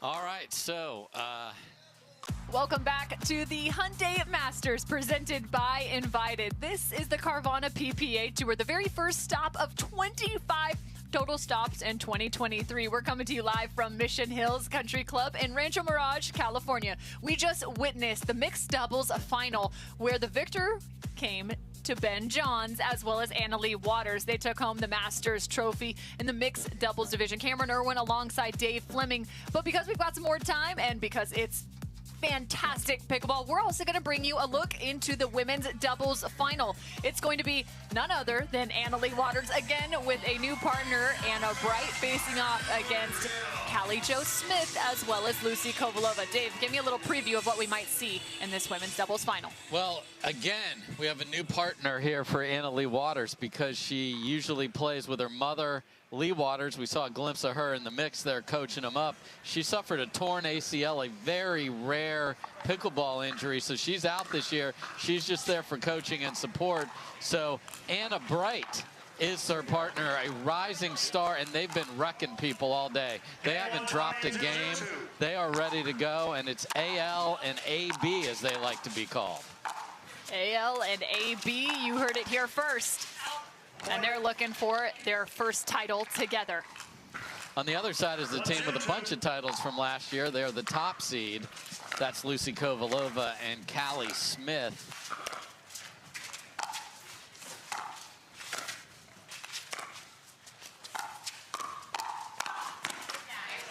There's a couple former collegiate tennis stars out on the court right now. Lucy Kovalova competed at Wichita State. She was a shocker, whereas Callie Jo Smith played her tennis, collegiate tennis, at BYU first and then the University of Utah. And then Anna Bright, who finishes that one, was a California Golden Bear as she attended Berkeley. Yes, and if you're not sure which one Callie Smith is, it's the big braid coming out the back, the best braid in all of pickleball. And some of the best power as well, Callie Jo, known for her physicality on the court. 1-0-1.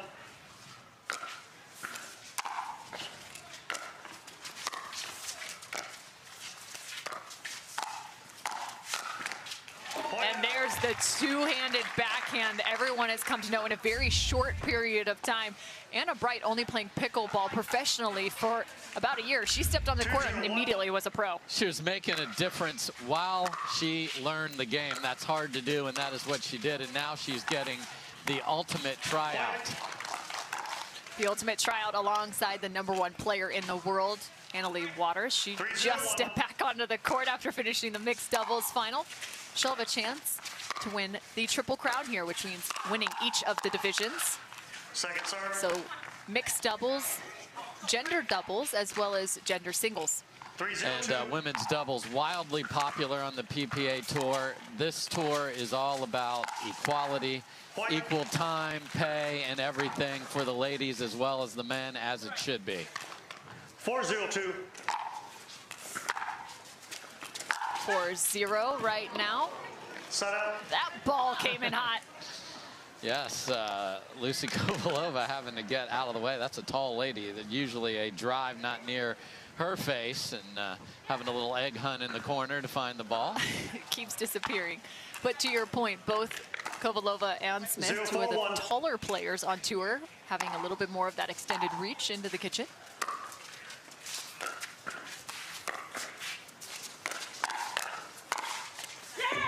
Point. Nice job by Lucy Kovalova.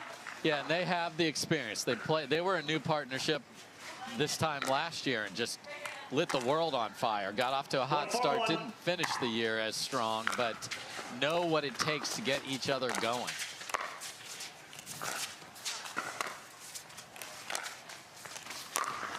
Aggressive dink, but how about that ATP sliding her way to the nice finish, Callie Jo Smith. And you are allowed to go around the post, but you've got to have the absolute explosion in your legs to be able to get there. What a shot from Callie Smith. Second serve. Well, you mentioned not dropping a game for Leigh Waters and Anna Bright. Lucy Kovalova and Callie Jo Smith have battled and grinded to get to this final.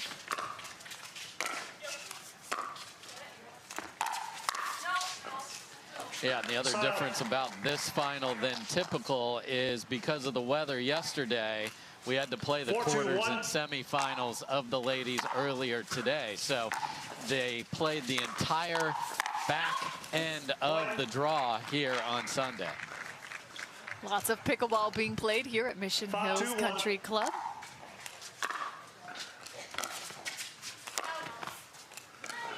The out call from Callie Jo Smith. Yeah, it's a fun center court sort of built down in, so even when we did our open, the crowd cheered, and they're like, wow, okay, we like this. Players are loving it.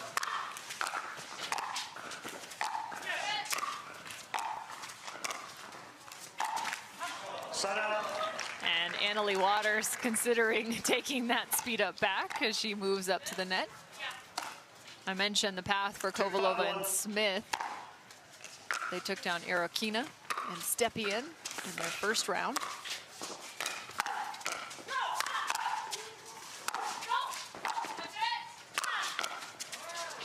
There's some defense, but that's a fantastic angle from Smith. Then Smith faced off against Jansen and Jones. That was another fantastic one. And then the last one in the semifinals was against Grechkina and Parento. That went 3 games, 11-3, 6-11, 11-9. So this is what happens when the new partnership just didn't read the switch there and left half the court wide open.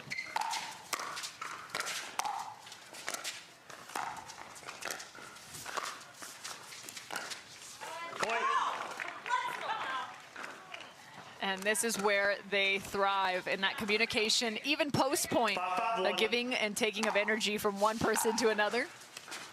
Smith and Kovalova. Chemistry is so important to them.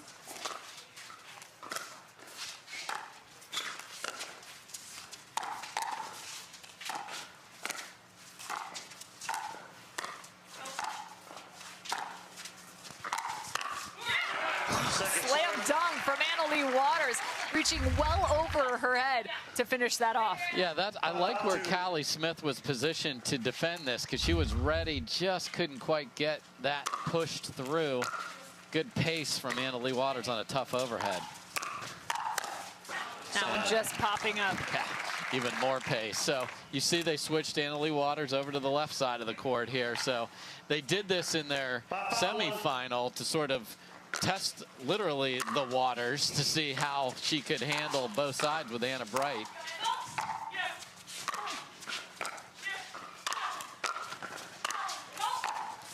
Keeping the ball back, pressure to the baseline.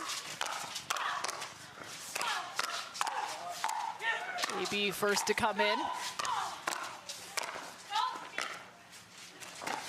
And a fantastic drop after incredible defense from AL and AB.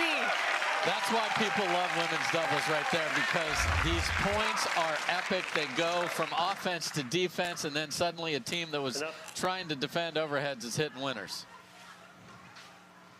And you have to be able to do both. If you are just an offensive player, you will not be successful in women's doubles. 1 point advantage now to Waters and Bright.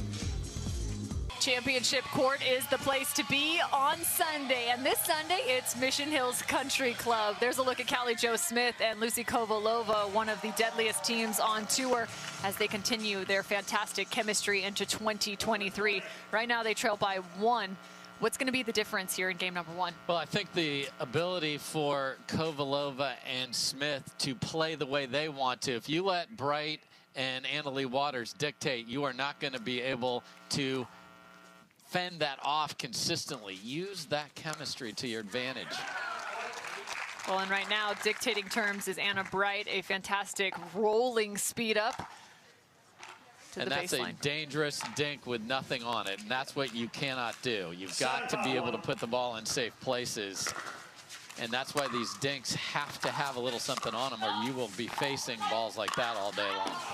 Point. And some nice sportsmanship from Anna Bright, who did say that that ball touched her on the way out. So rally goes to Smith and Kovalova.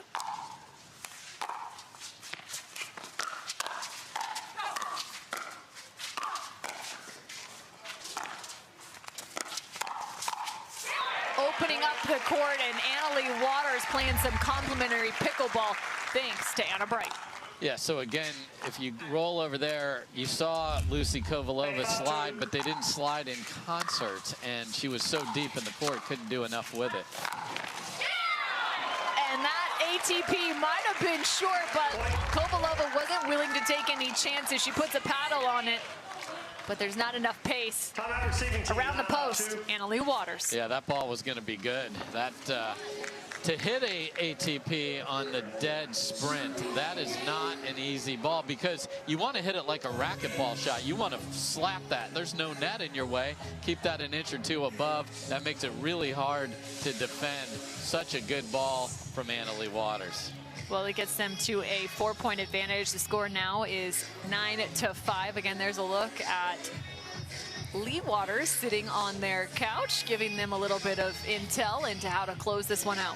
And Anna Bright is benefiting from not just playing with Leigh Waters, but she's a new player. So getting inside the mind of Leigh Waters is only going to make her more of a factor as she learns all the nuances and what types of patterns work best for her. Leigh Waters is going to tell her because it benefits Leigh Waters' daughter. Without a doubt. So there's ever the education in the game of pickleball, even at the highest level.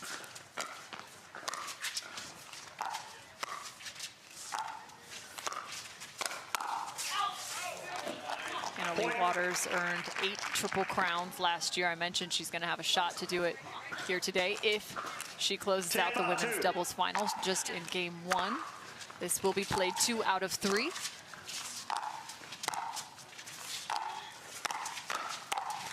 Point game. And game number 1 goes to Leigh Waters and Anna Bright, 11-5. You talked about dictating terms. They did just that. Yeah, you saw it in the mix with Leigh Waters and Ben Johns, and here we go again with her and Anna Bright. They play the way they want to. They're going to keep that going, and Lucy Kovalova and Callie Smith have to find it. We'll see if they can after this.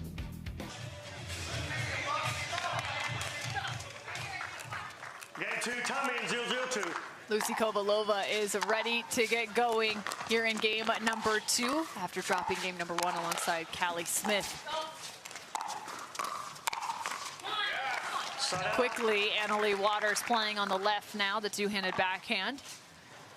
Yeah, this is just like, come on. They're comfortable on both sides in their first tournament. You're kidding me. No, that's the case, folks. Second serve. Anna Bright came into the game not long ago, just about a year. She actually guaranteed a victory in her first ever pickleball tournament, and she made good on it. She made pickleball headlines everywhere. People have come to absolutely adore both Leigh Waters and Anna Bright, as well as Callie Jo Smith and Lucy Kovalova.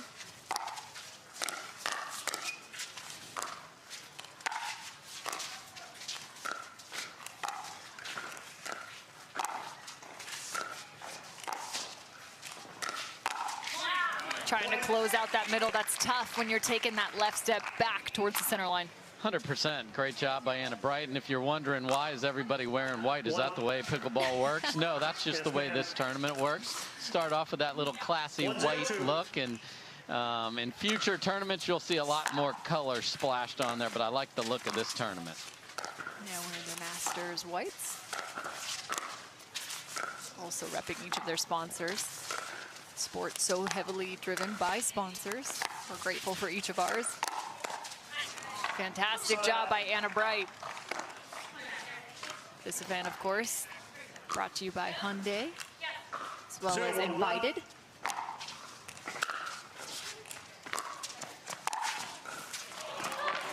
Quick feed from Callie Jo. Somehow she keeps her feet out of the net. Drop shot. And she's just playing with them now. Leigh Waters, shot after shot, making them look like they've got track shoes on. Yeah, and just the willingness to set up one ball to finish on the next. I mean, that's an unbelievable get from Callie Smith. Just don't play pickleball in track shoes, folks. No, that would definitely tear up the court. 1-0-1.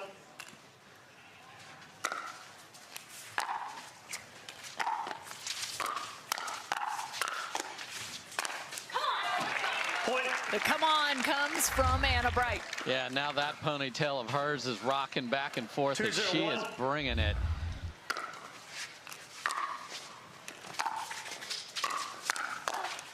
Point.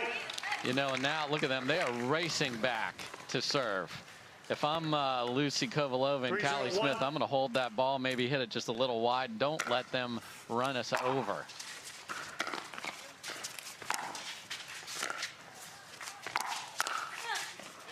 Yeah, they're going to be a force right now. And what I like is that Anna Bright is the one that's being the aggressor right now. So often you might think if your partner up along Leigh Waters, just let her do her thing. But I also really respect Leigh Waters saying, all right, partner, show me what you got. Listen, Leigh Waters just wants to win. Okay, That's fair. So if Anna Bright is the reason she's winning, she is going to be mighty fine with that.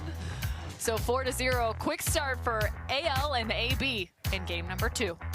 Callie Jo Smith and Lucy Kovalova come out of the timeout, hopefully with a little bit of a different game plan, trying just to cool the jets of AL and AB. That's Leigh Waters and Anna Bright.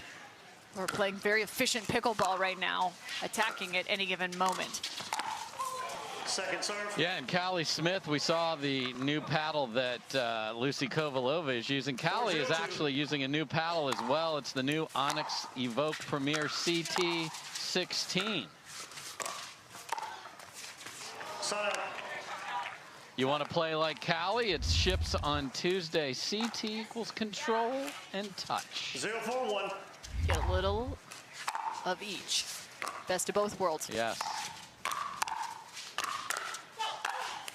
Are you sure there wasn't a P in there for and then power? if you work out like Callie, crush. So we're going to change the name, add that P for power.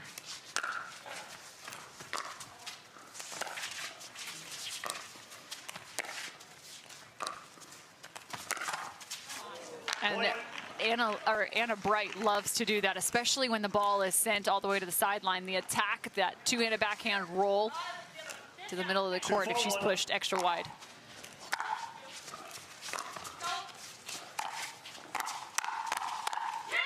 Point. And nice job by Kovalova, not overhitting that. Just let Anna Leigh hit it right into her power, punch it down, and a nice little run out of the timeout here. And trying to find the shot up the line, but it's lofted a little too much. Leigh Waters is just quick. Look at this. Yeah, she baits you into it because look at that explosive sidestep.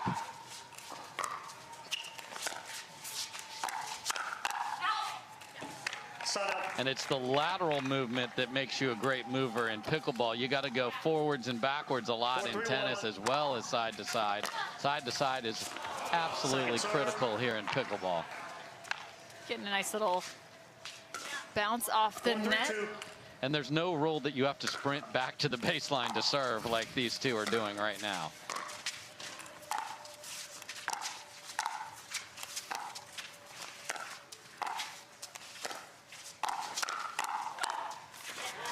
I like that. Kovalova reaching in with that backhand flick, kind of punching at that ball, versus flick. Look at that. 3-4-1.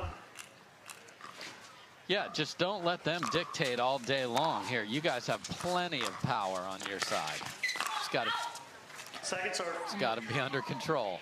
Well, a little miscommunication there. Yeah. I think Smith thought Kovalova was coming across to poach, and she thought about it for a second. And then pulled that paddle out of there, and Callie Smith had a gift she wasn't looking for.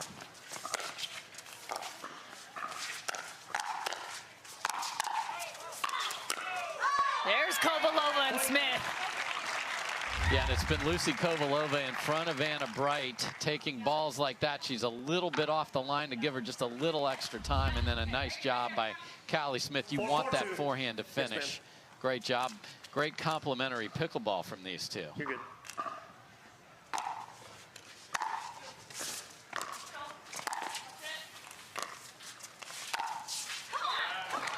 Crafty. Anna Leigh Waters is like, okay, hey, Anna Bright, I know you've had a couple of tough times in front of Lucy on these last couple points. Let's switch, and then I'm going to hit a winner. Got you, partner. Yeah. That's a big forehand from Anna Bright. Nice defense from Kovalova. Soft touch, and the paddle flings out of Kovalova's hand. Yeah, you know, they were defending that entire point, just trying to hang in there, and then Kovalova saw that punch, just got too much of it. Second serve. That's a wind-up from Anna Bright.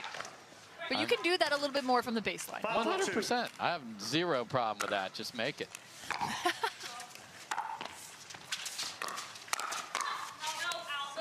Point. So good, AB. You hear from AL there, and when Anna Leigh Waters is getting energy from her partner, it just makes her even more dangerous, and that's what this duo looks like.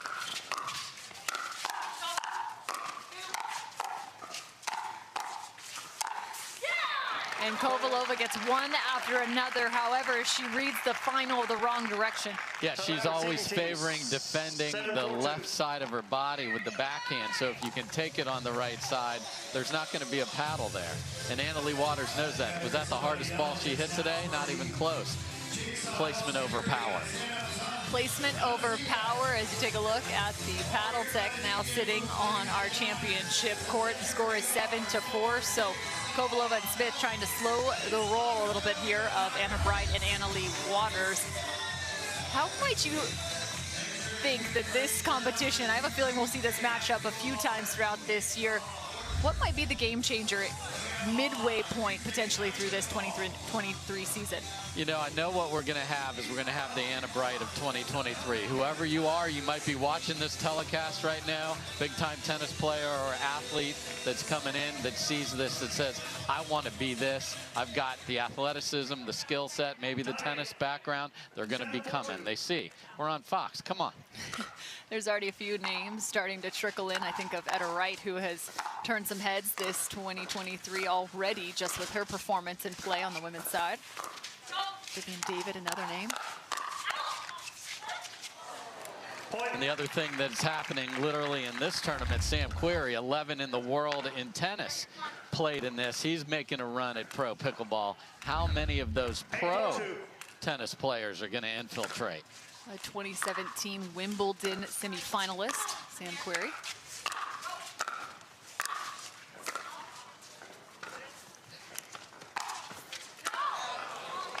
Yeah, Sam got a couple of wins, but also learned that, okay, there's a difference here. No strings, can't serve it overhand. That was a big part of his tennis, but he is really adopting this, and it's going to be fun to see what he does this year.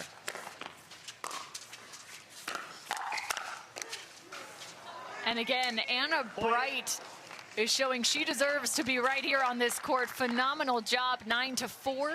Now make it 10-4. 10-4-2. This is match point.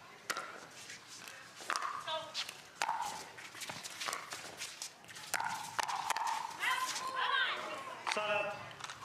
And a side out, so it's going to be a second longer as Kovalova and Smith, if they want to make a move, this is the time to do so. Well, this is where side out scoring can be your friend. Keep the ball. Easier said than done.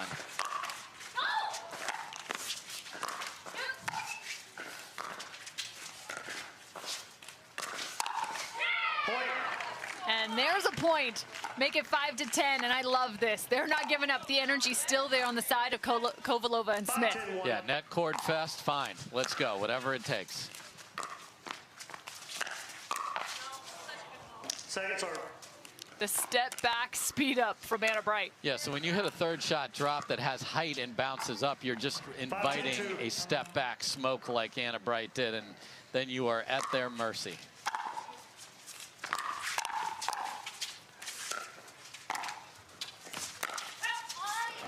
Point. Net cords both ways, but both go in the favor of Kovalova and Smith. So, okay, getting a little closer. 6-10-2. 6-10-2 now.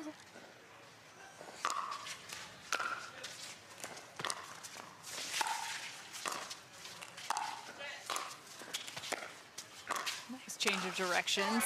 And there again, Anna Bright is just deadly on both sides of the court right now. She's seeing most of the balls come her direction, and she's doing a really nice job 10-6-1. finding her opportunities. It is match point again. Second serve. So second serve for championship point. 10-6-2.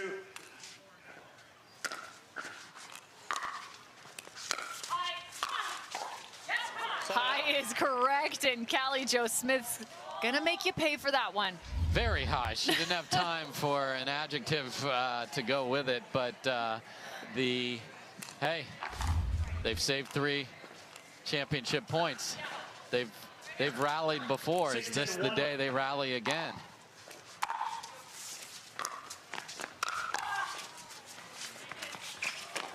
Nice hustle from Anna Bright.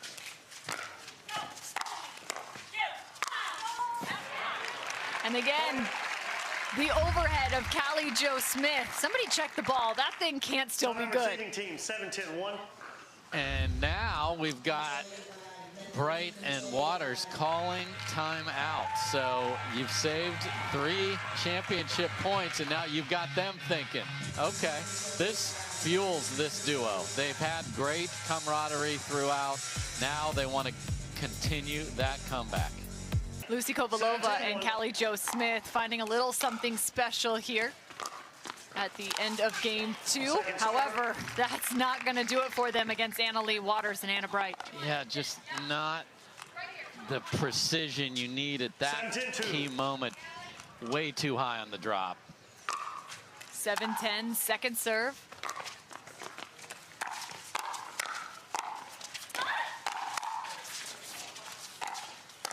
Lucy Kovalova lays off that one just a bit, gets back to neutral.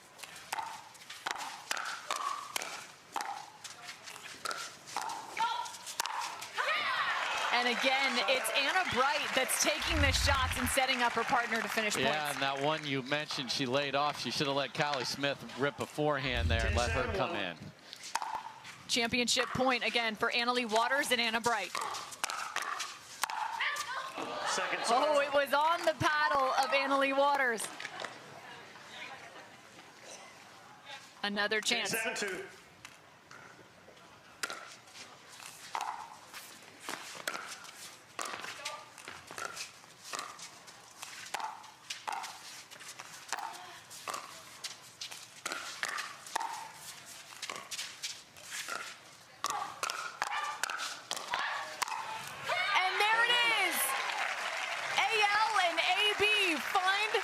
The Masters title together.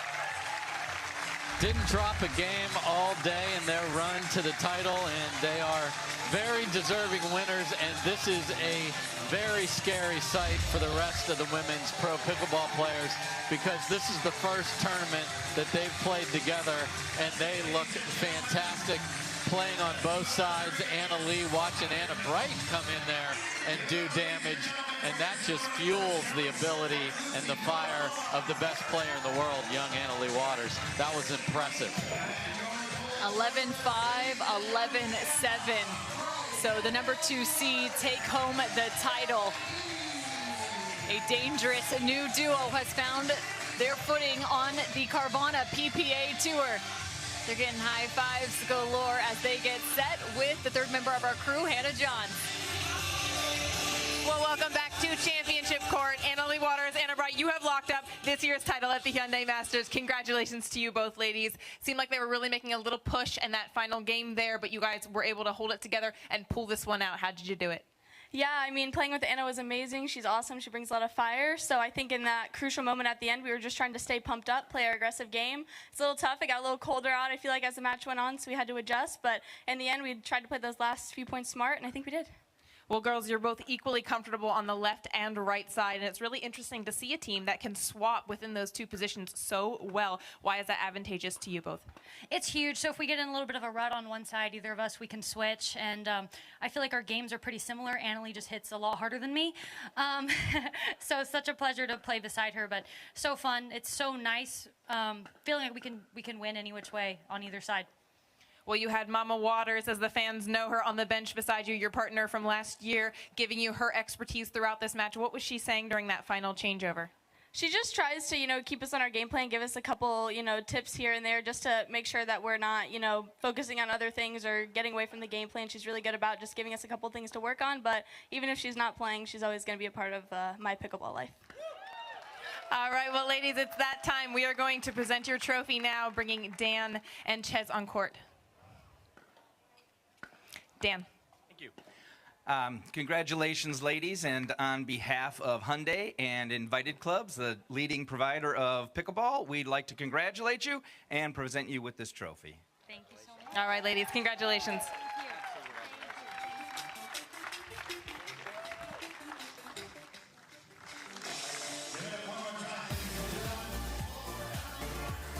And a huge congratulations to Leigh Waters and Anna Bright as they take the first title in women's doubles in 2023. Hoisting the Masters trophy overhead. And a dangerous duo may have found themselves in the 2023 season. Let's take a look at some of these last rallies and epic points. That's championship point on the paddle of AL. So you got a chance to see Leigh Waters go back-to-back here on Fox Sports 1. Thanks so much for joining myself, Cameron Irwin, as well as Dave Fleming and the rest of our crew. We'll see you. And it's no surprise Leigh Waters, the #1 women's player in the world, likes to attack, and she has a deadly backhand that you're going to have to pay attention to. She's about ready to get started on championship court. Again, Cameron Irwin alongside Dave Fleming. Leigh Waters, just 15 years old, and she'll have your first serve. And that's the first miss right there. Her partner, Ben Johns, the #1 men's player in the world. Just give a little bit of a quick update as to how pickleball takes place in kind of that 2-bounce rule, because it's critical. Yeah, so you're going to serve the ball cross court into the opposing rectangle behind that no volley zone or kitchen, and the return has to bounce. So there will be no serving and volleying today, Cameron. That would be a fault. And then you cannot go into that appropriately called no volley zone to volley the ball. If it bounces, you can certainly go in there. And that's Jessie Irvin just with a speed-up miss. Her partner, Riley Newman, 0-1-2. will now have the serve. So there it is, a 2-side-out game. Both you and your partner must lose a rally while you have the serve for the ball to then be sided out to the other side. You can only score points when you have serve. And that's what enables pickleball to have all these wild runs and comebacks, because once you get the ball, sort of like old school basketball, make it, take it, you can keep it for as long as you've got it. All right, so now it is 1 apiece.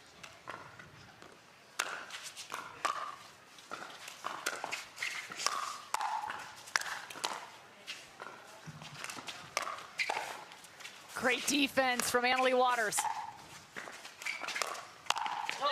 Out of Delray Beach, Florida, she nearly turns defense into offense, but you got to be kidding me. That's impressive play. I mean, beautiful recess, and then came flying in there to try and finish. Point. And then the easier way to get a point is to have your opponent miss a return. 2-1-2. 2-1-2, so you will hear the serving team score first, the opposing team or the returning team score second, and then the third number is the first or second server. The poach from Leigh.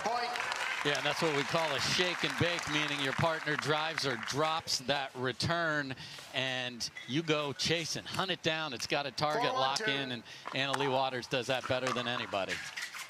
Here's a look at a third shot drop from Ben Johns.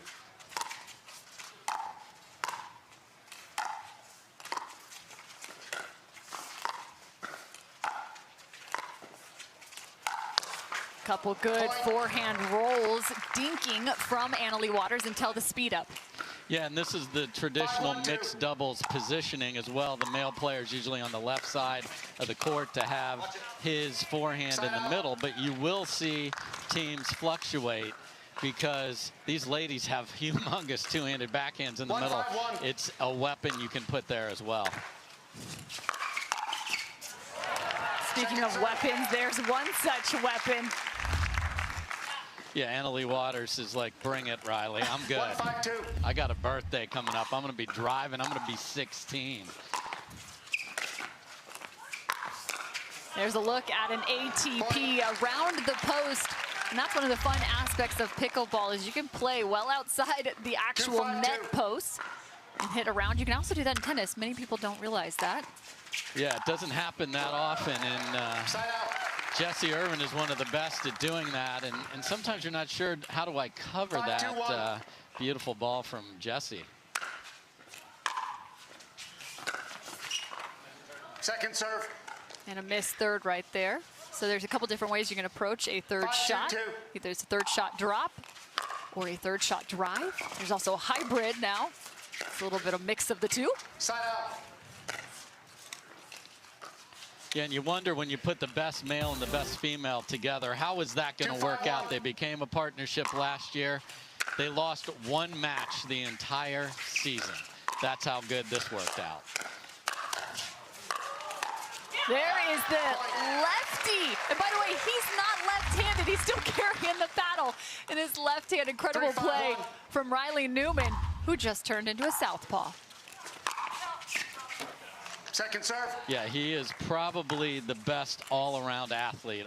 He's got the offense, the defense, the strange paddle grip that he has that is not a typical tennis grip. He's got what we call a pancake grip, and he will go lefty. And he did, and he just wants pressure. Riley Newman was a basketball and tennis player growing up. Played at Seattle University, where he played singles and doubles in tennis. Wanted to become a professional basketball referee, and then instead found the game of pickleball, and we're grateful for it. He's a fantastic athlete. Great competitors. Leigh Waters finds the sideline. And she found the outside edge of the sideline there and got it. And that's how you keep that guy who wants to be aggressive in the middle, honest. Beautiful ball from young Leigh Waters.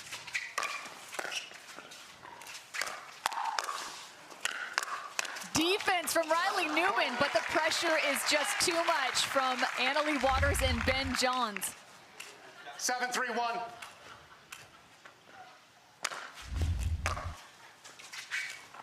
Ben Johns just 23 years old. Look at that. Again, poaching across with the backhand. And the quality of the third shot drop before that's making Riley Newman's paddle go down, hit the ball up, and then Leigh on a mission to find it. Good depth on that return from Jessie Irvin.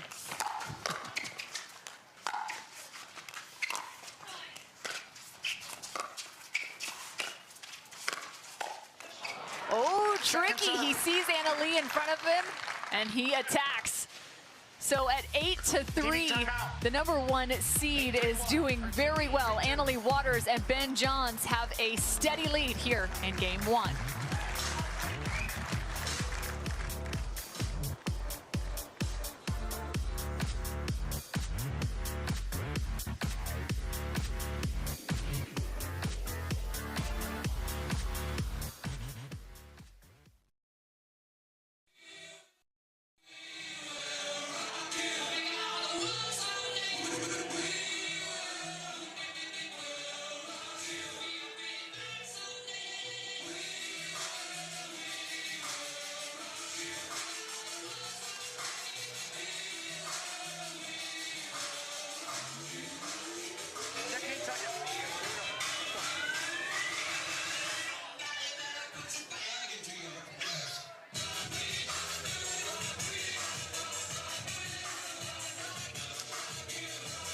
You've probably seen it on the national headlines. The growth of pickleball across America. Over 36.5 million people tried pickleball last year alone, or at least played once. This growth has been a major factor in building the PPA Tour, the Carvana PPA Tour. And rightly so, just an incredible game to witness as you are currently witnessing the mixed doubles gold medal match.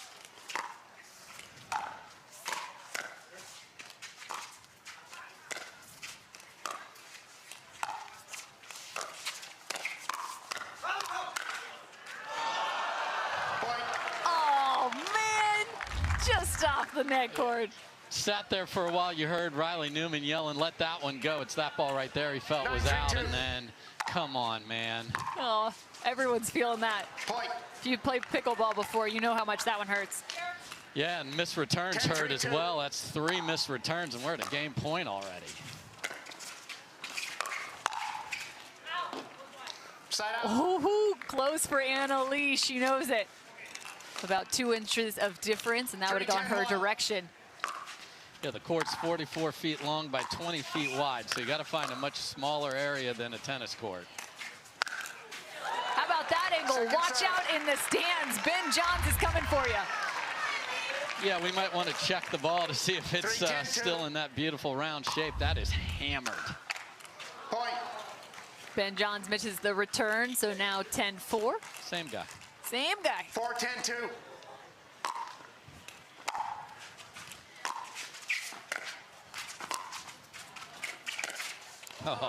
Oh, that is some deception. That's a huge part of the game of pickleball.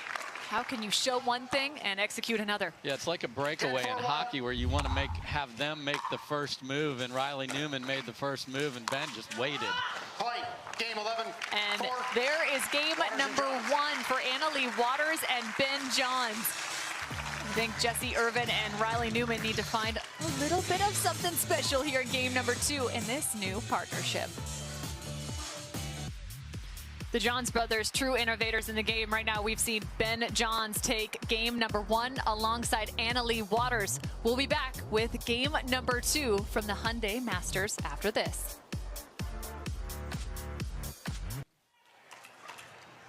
The mixed doubles final is underway, and it's time to get into game number 2. Cameron Irwin alongside Dave Fleming. Jessie Irvin gets us started as she's partnered alongside Riley Newman. On the opposing side, Leigh Waters and Ben Johns, who picked up game 1, 11-4. 1-0-2.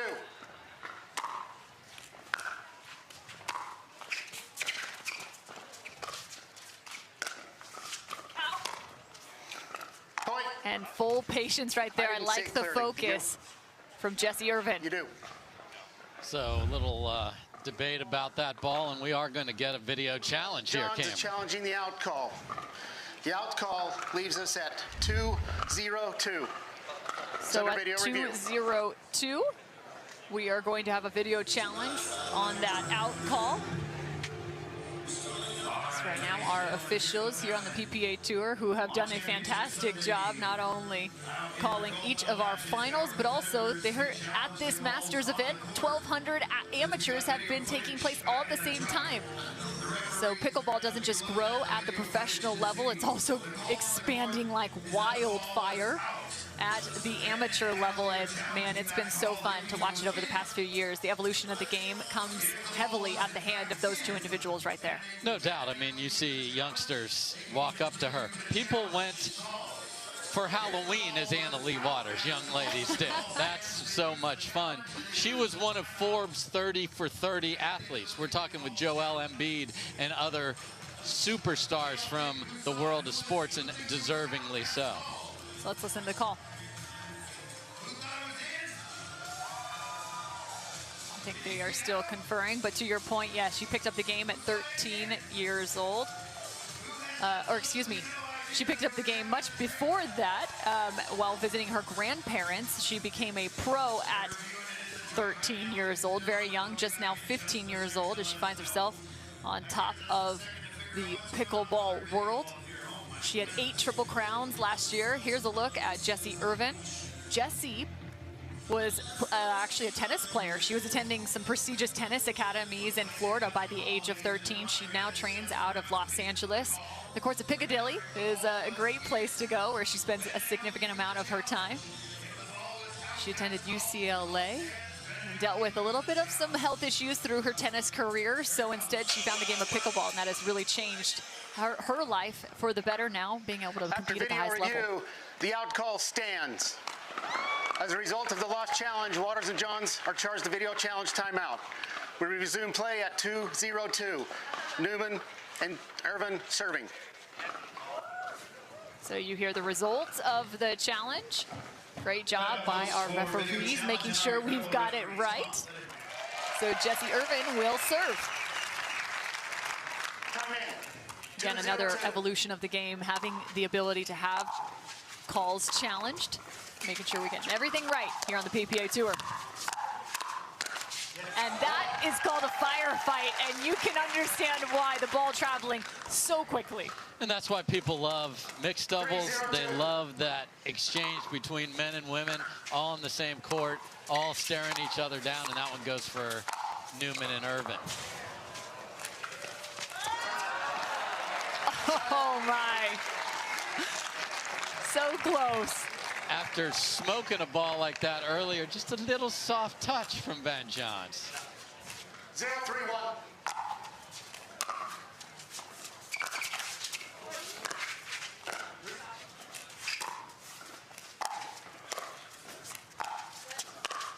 See Leigh right now playing off the kitchen line.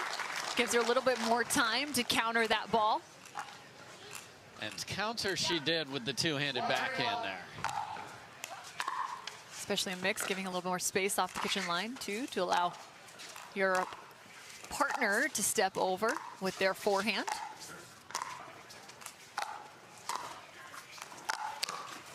And that's the cross-court speed up. Leigh Waters finding the valley between her opponents. Yeah, that's one of those where Jessie Irvin's ready with her two-handed backhand behind it, but it is the Newman paddle that gets in front. It's also the Newman paddle that gets it done in that rally. Big time overheads.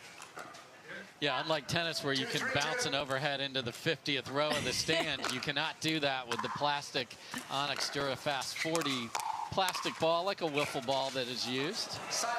Fun fact about Riley Newman, he actually was born and raised in Whidbey Island, Washington, just about 47 miles from the origin of pickleball in Bainbridge Island.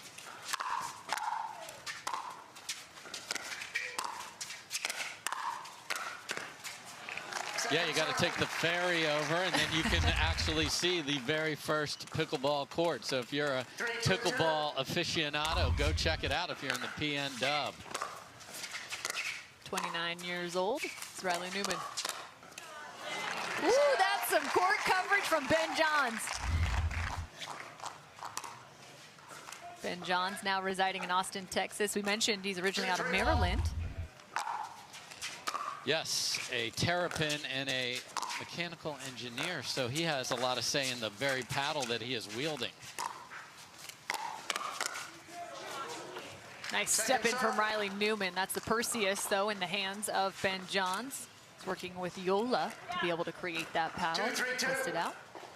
Yeah, the table tennis fans watching know that name. They came into pickleball last year, and why not come with the #1 player in the world? Leigh Waters, though, stepping in front. Just not enough on that last shot. 3, 2, 1.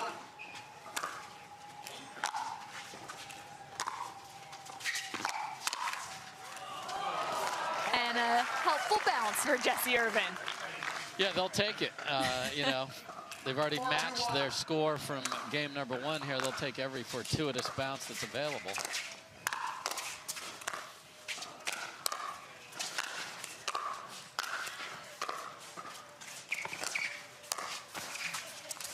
Great touch from Riley Newman. Oh my goodness, Leigh Waters, the fist pump finish. And that's what you have to deal with when you play against these two. Tremendous defense from Irvin and Newman, but they just couldn't get the ball to bounce so they could advance to the non-volley or kitchen, and then they get a fist pump.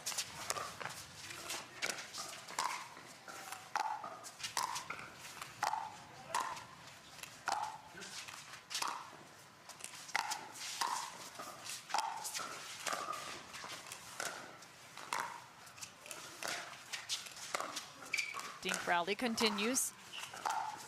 Just about every inch of that kitchen has been covered in this one.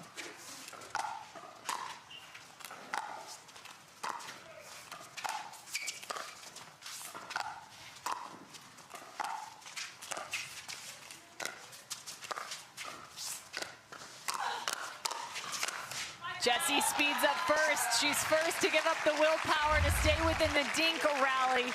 And you just gotta wait, says Riley Newman. You can see it after this play.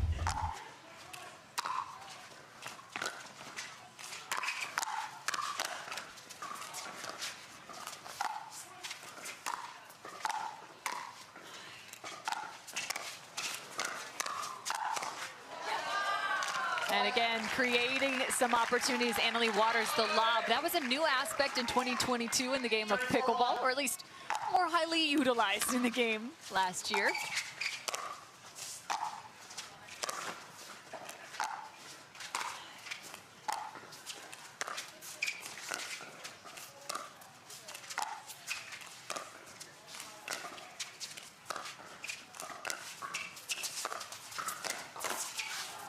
And there's the backhand flick. What most people don't realize is when these dink rallies are going on, each one of these contacts, whether it's a slice or a roll, is creating different types of spin that each of these athletes is having to deal with. For sure, and you are not just trying to just hit the ball over safely. You are trying to do damage. You're trying to move your opponents sideways, open up a shot in the middle, open up a shot to the sideline. If you bring them together, you have a new partnership in Irvin and Newman. How do they work out the middle? These are all calculated. At the recreational level, we just want to get it in. Without a doubt. Here's a look at a third shot drop from Anna Leigh. Second serve. A little bit high on that side. Timeout. So after that, it's going to be time to take a little bit of a break here from Rancho Mirage, Mission Hills Country Club. We'll be back with more.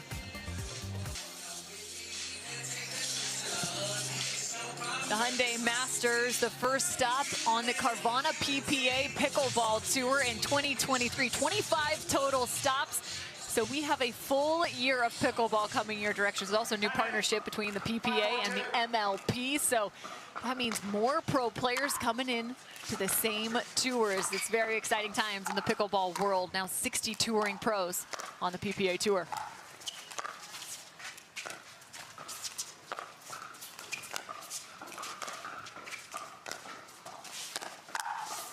And squashing that is Anna Leigh Waters as we're in game 2 of the mixed doubles final. And what we've seen so far in this last few points is the team that speeds it up first is speeding it up at the wrong time and getting crushed. Got to take the right ball.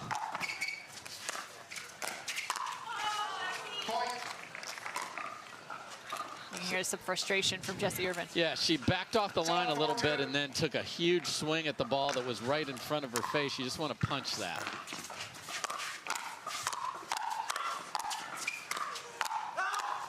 Quick hands, the out call. Yeah, Riley Newman will scare you. If you're his partner, you better be able to handle loud screams at a moment's notice. He wants you to get that paddle the heck out of the way. Jessie did right there. And then maybe that noise is reverberating in her ears because she missed the serve. As a reminder, we play best 3 out of 5.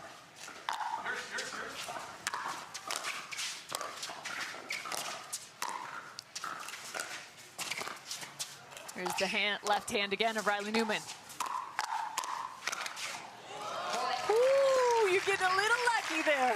Getting a lot lucky there, Cameron. I mean, that's, you know, this ball coming up here for Ben Johns is absolutely going to be put away 90 out of 100, but that's one of the 10.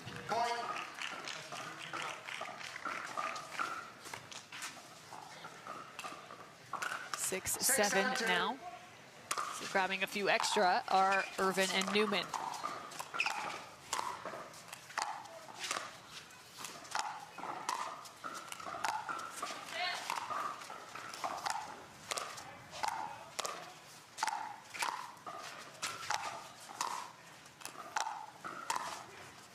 Great job by Jessie reaching into that kitchen. And then Riley takes over. A better job by Jessie not allowing those forehand rolls of Anna Leigh Waters to get away from her. Yeah, and she's given room for Riley Newman to come in and put pressure on, and that's what's gotten them tied up here. So 7 apiece. It's been about a trade of about 3 consecutive points each direction. 7-7-1. And you see that signal that Jessie Irvin is giving her partner. That's to say, I'm going over to the right side where I've been all day long. Call that a stack in pickleball.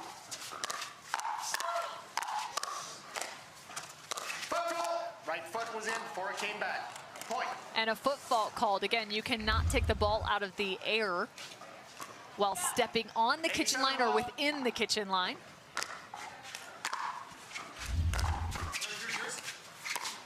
A little bit of a tight one there.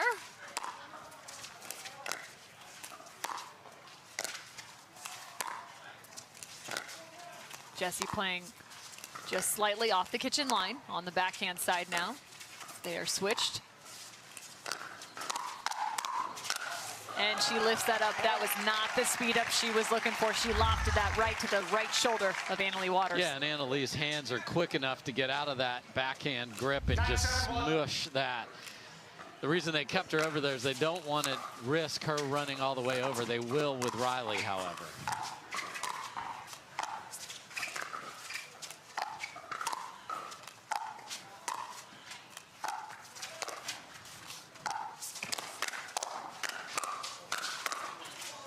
Lightning quick hands and an epic finish from Ben Johns.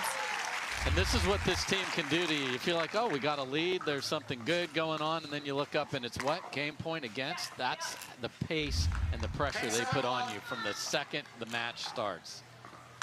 Well, you said it, Dave. Game point for Leigh Waters and Ben Johns.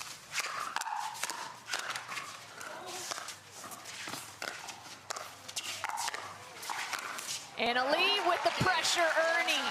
She sets up her partner beautifully. 11-7, game 2 goes to the #1 seed.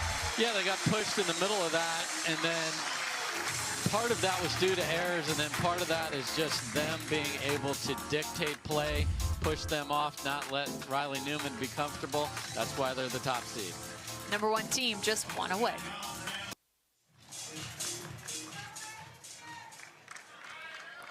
Welcome back to game number 3 of the mixed doubles final here at the Hyundai Masters, the first event in 2023 on the Carvana PPA Tour. Some work needs to be done by Riley Newman and Jessie Irvin as they now trail by 2 games. Cameron Irwin alongside Dave Fleming, and that's a good start if you're Jessie and Riley. And an even better start if you're going to get a gift like that. They have to play their absolute best. No mistakes coming up here. Get Riley involved. Jessie up on the line, taking advantage of the right opportunity to speed it up.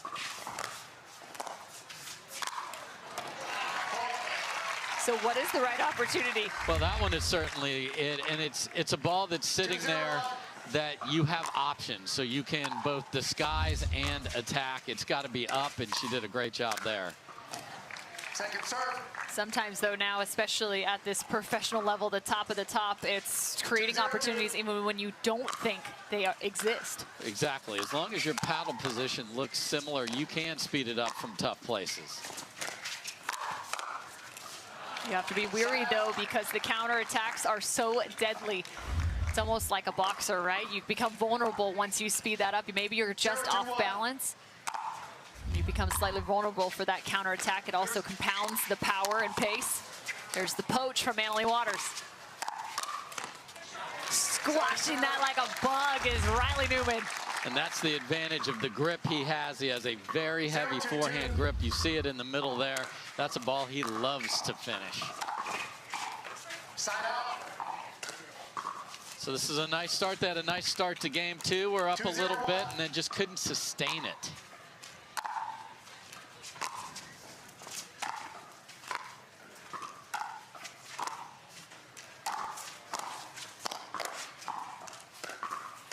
Incredible get from Riley there, defending that crossbody attack from Ben Johns.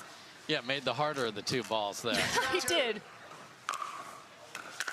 0-2, and another. So 2 gifts from Leigh and Ben Johns. Yeah, and Ben Johns stares a hole through the Perseus paddle there. It's the paddle's fault, always. We always look at our paddle. It's got to be the paddle's fault. He's the one that invented it. Exactly.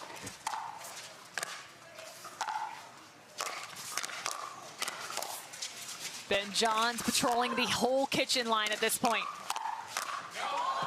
Oh, just off the toe of that gamma paddle of Riley Newman. He did an unbelievable job of fighting to stay in the point, and then actually had a chance for an offensive shot and towed it. Second serve. So many of these paddles, too, come in different shapes, sizes, lengths of handles, so it's important to figure out which weapon is the one that's right for you. Many of them now turning to carbon faces or carbon construction to create a little bit more like strings of a tennis racket. Yeah, and I think that's the message to everybody. There's not a right way to play pickleball. There's a right way for you to play pickleball. So pick what paddle works best for you. You know, some of these with 2-handed backhand want the longer grip. Like Riley Newman. Absolutely. That's a nice ding from Jessie Irvin right there.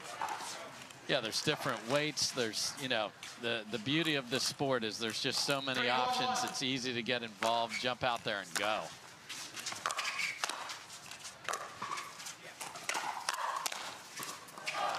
Yeah, they do weaponize those paddles that much more, even adding weight to the edges of the paddle. A little bit more pace. As you take a look at this replay, Ben Johns again dictating terms in game number 3. Can they continue the trek, even though they trail by 2? Riley Newman and Jesse Irvin find themselves in a steady position here in game 3, up by 2 points. Cameron Irwin alongside Dave Fleming. And Riley Newman, Jesse Irvin find themselves against a very strong opponent in this gold medal match here for the mixed doubles final for the Masters, presented by Hyundai as well as Invited. Yeah, okay. Little TV timeout. We've got a lead. Let's build on it here. Let's do our best stuff. You can run a play here. Where do we want to put the third, and how do we get Riley Newman in there? That's what they need to do here.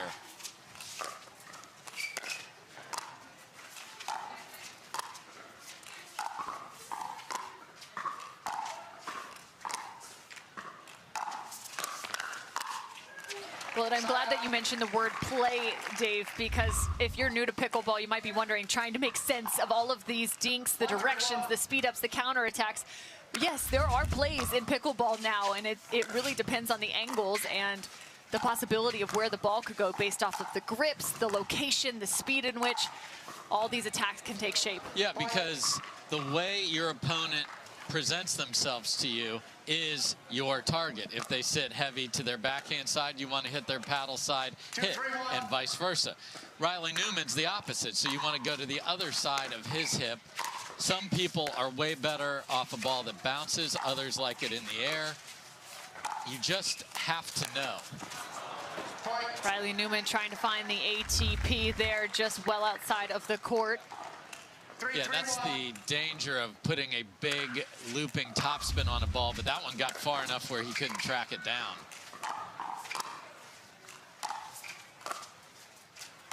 There's the rhythmic dinking of Leigh Waters.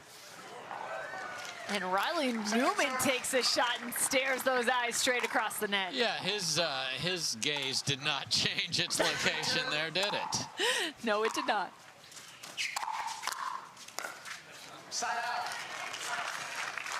So there you see, Riley Newman's trying to urge Jesse Irvin on, such a talented player. They are new as a partnership, and that's the other thing working against them here. Ben and Annalie have a full year of domination in their belt to just sort of reach back to if it gets a little tough. Well, and it's interesting. You think just about a month ago to the Bubbly Team at Championships on the PPA Tour, and it was the opposite matchup, right? You had Leigh Waters alongside Riley Newman, yes, and Jesse Irvin was alongside Ben Johns. Jesse played lights out. It was incredible to watch. Yeah, and it's fun when we have some of those special events on tour to see how this happens and how it works when it's mixed up. So all these athletes have the opportunity to change partners between events, but many have committed to playing with one person for the year. Great defense, Annalie. Ooh, beautifully done from the 15-year-old Leigh Waters. And that's where you have to make this next ball. And you hear about all the offense from Johns and Waters, but they can play defense better than anybody as well.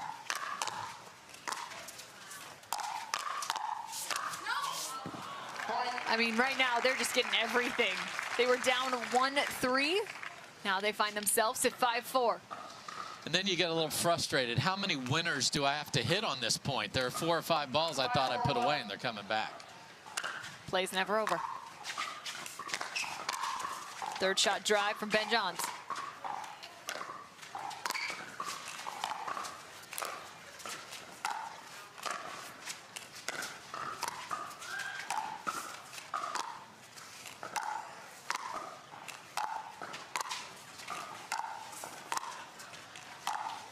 Jesse Irvin again reaching in. Ball out of bounds, but that's one of the ways that you can offset that heavy topspin roll from Annalie. Yeah, you take time away too. So not only do you not let it bounce, but it comes back to Annalie a little quicker. It's a smart play by Jesse Irvin. And that's just unfortunate. And now Jesse looks up to the heavens and shoulders are slumped as the net, that Selkirk net, gets in the way. That one you just got it right off. Move forward, nothing you can do there.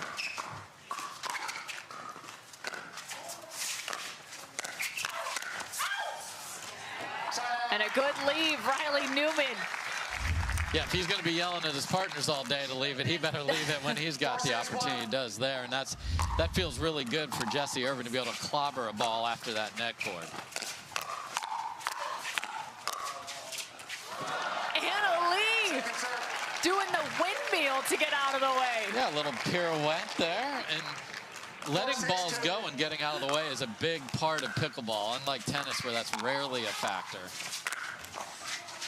She went full helicopter on us. Yep, and if it hits the ponytail, it's the other team's point, so you got to get that out of the way as well. Oh man, I'll be cutting my ponytail short after this.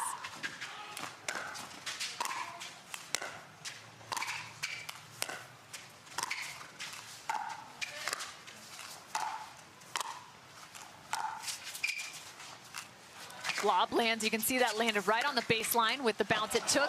Oh, and that's just mean, Ben Johns, taking the pace off, adding a ton of spin. This ball doesn't bounce. Take a look. Yeah, and you saw Jesse Irvin well off the court, so that gave a much bigger space that Riley Newman had to cover. Woo, that's wicked quick hands from all parties. Yeah, but it's Ben Johns, the one that's hitting down throughout the point and finishes. And the frustration is mounting with Waters and Johns just pushing the pace.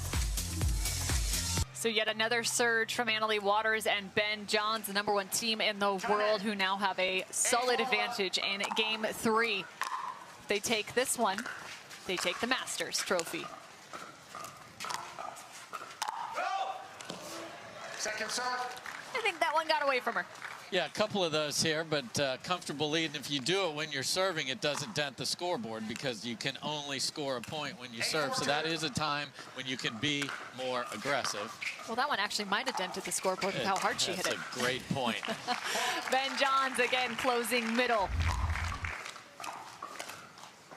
All kinds of ways to dent the scoreboard. 9-4.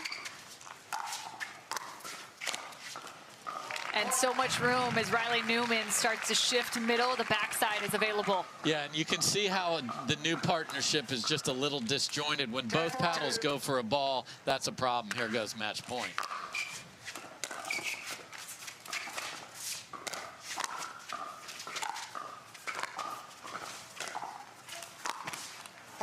And Jesse tries to take a shot right there, and that is the match. 11-4, 11-7, and 11-4 again. Big hugs from Anna Leigh Waters to Ben Johns as they are your Masters Mixed Doubles champions. Yeah, they were in control for most of the day. They've been in control since they became a partnership. They're the best two players in the world, and when the best two players in the world are playing at the top of their game, unfortunately, for those of us that want more pickleball, if it's best 3 out of 5, there's only going to be 3. Just beautifully played from the 23 and 15-year-old. Hugs to Leigh Waters as well, Anna Leigh's traditional women's doubles partner, and also her mother. So big hugs and family celebration for those two.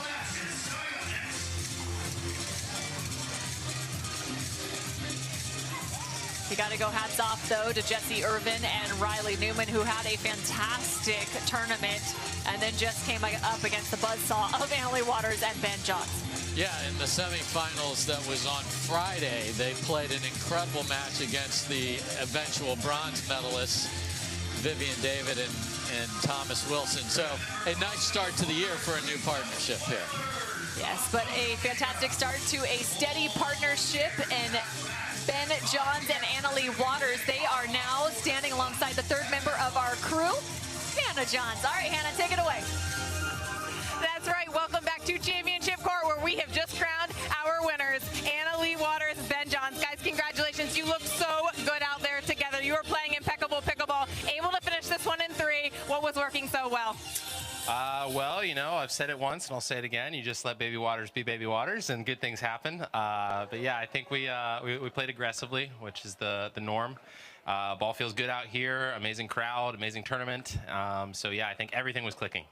Well, Anna Leigh, Ben, you're both vying for the Triple Crown here today. Ben, you are 2 of 3 now. Anna Leigh, you are 1 of 3. You've got 2 more matches to prepare for. How do you go from division to division and get your head on straight for each of those matchups? Yeah, it's definitely tough. The night before, I try not to think about all the matches I have the next day and just enjoy it. But when I wake up in the morning, whatever I first, whether it be mixed, women's, or singles, I try to just think about that one match and what I have to do to prepare for that one match. And then after that's over, I work on the next. But I try not to think ahead and think about all 3. Well, guys, we have been watching pickleball evolve before our very eyes over the last few years, especially at the pro level. What do you want to see new come into the sport? I'm really just along for the ride. You never really can guess what's coming next for pickleball. It's been a wild few years. It's progressed in so many ways and amazing ways. So I can't really anticipate it because it's got a mind of its own, but I'm very excited for whatever comes. Well, guys, the most important moment is here. You get to hoist that trophy. We're going to bring it Ches and Dan on court now from Invited to present it to you. Dan.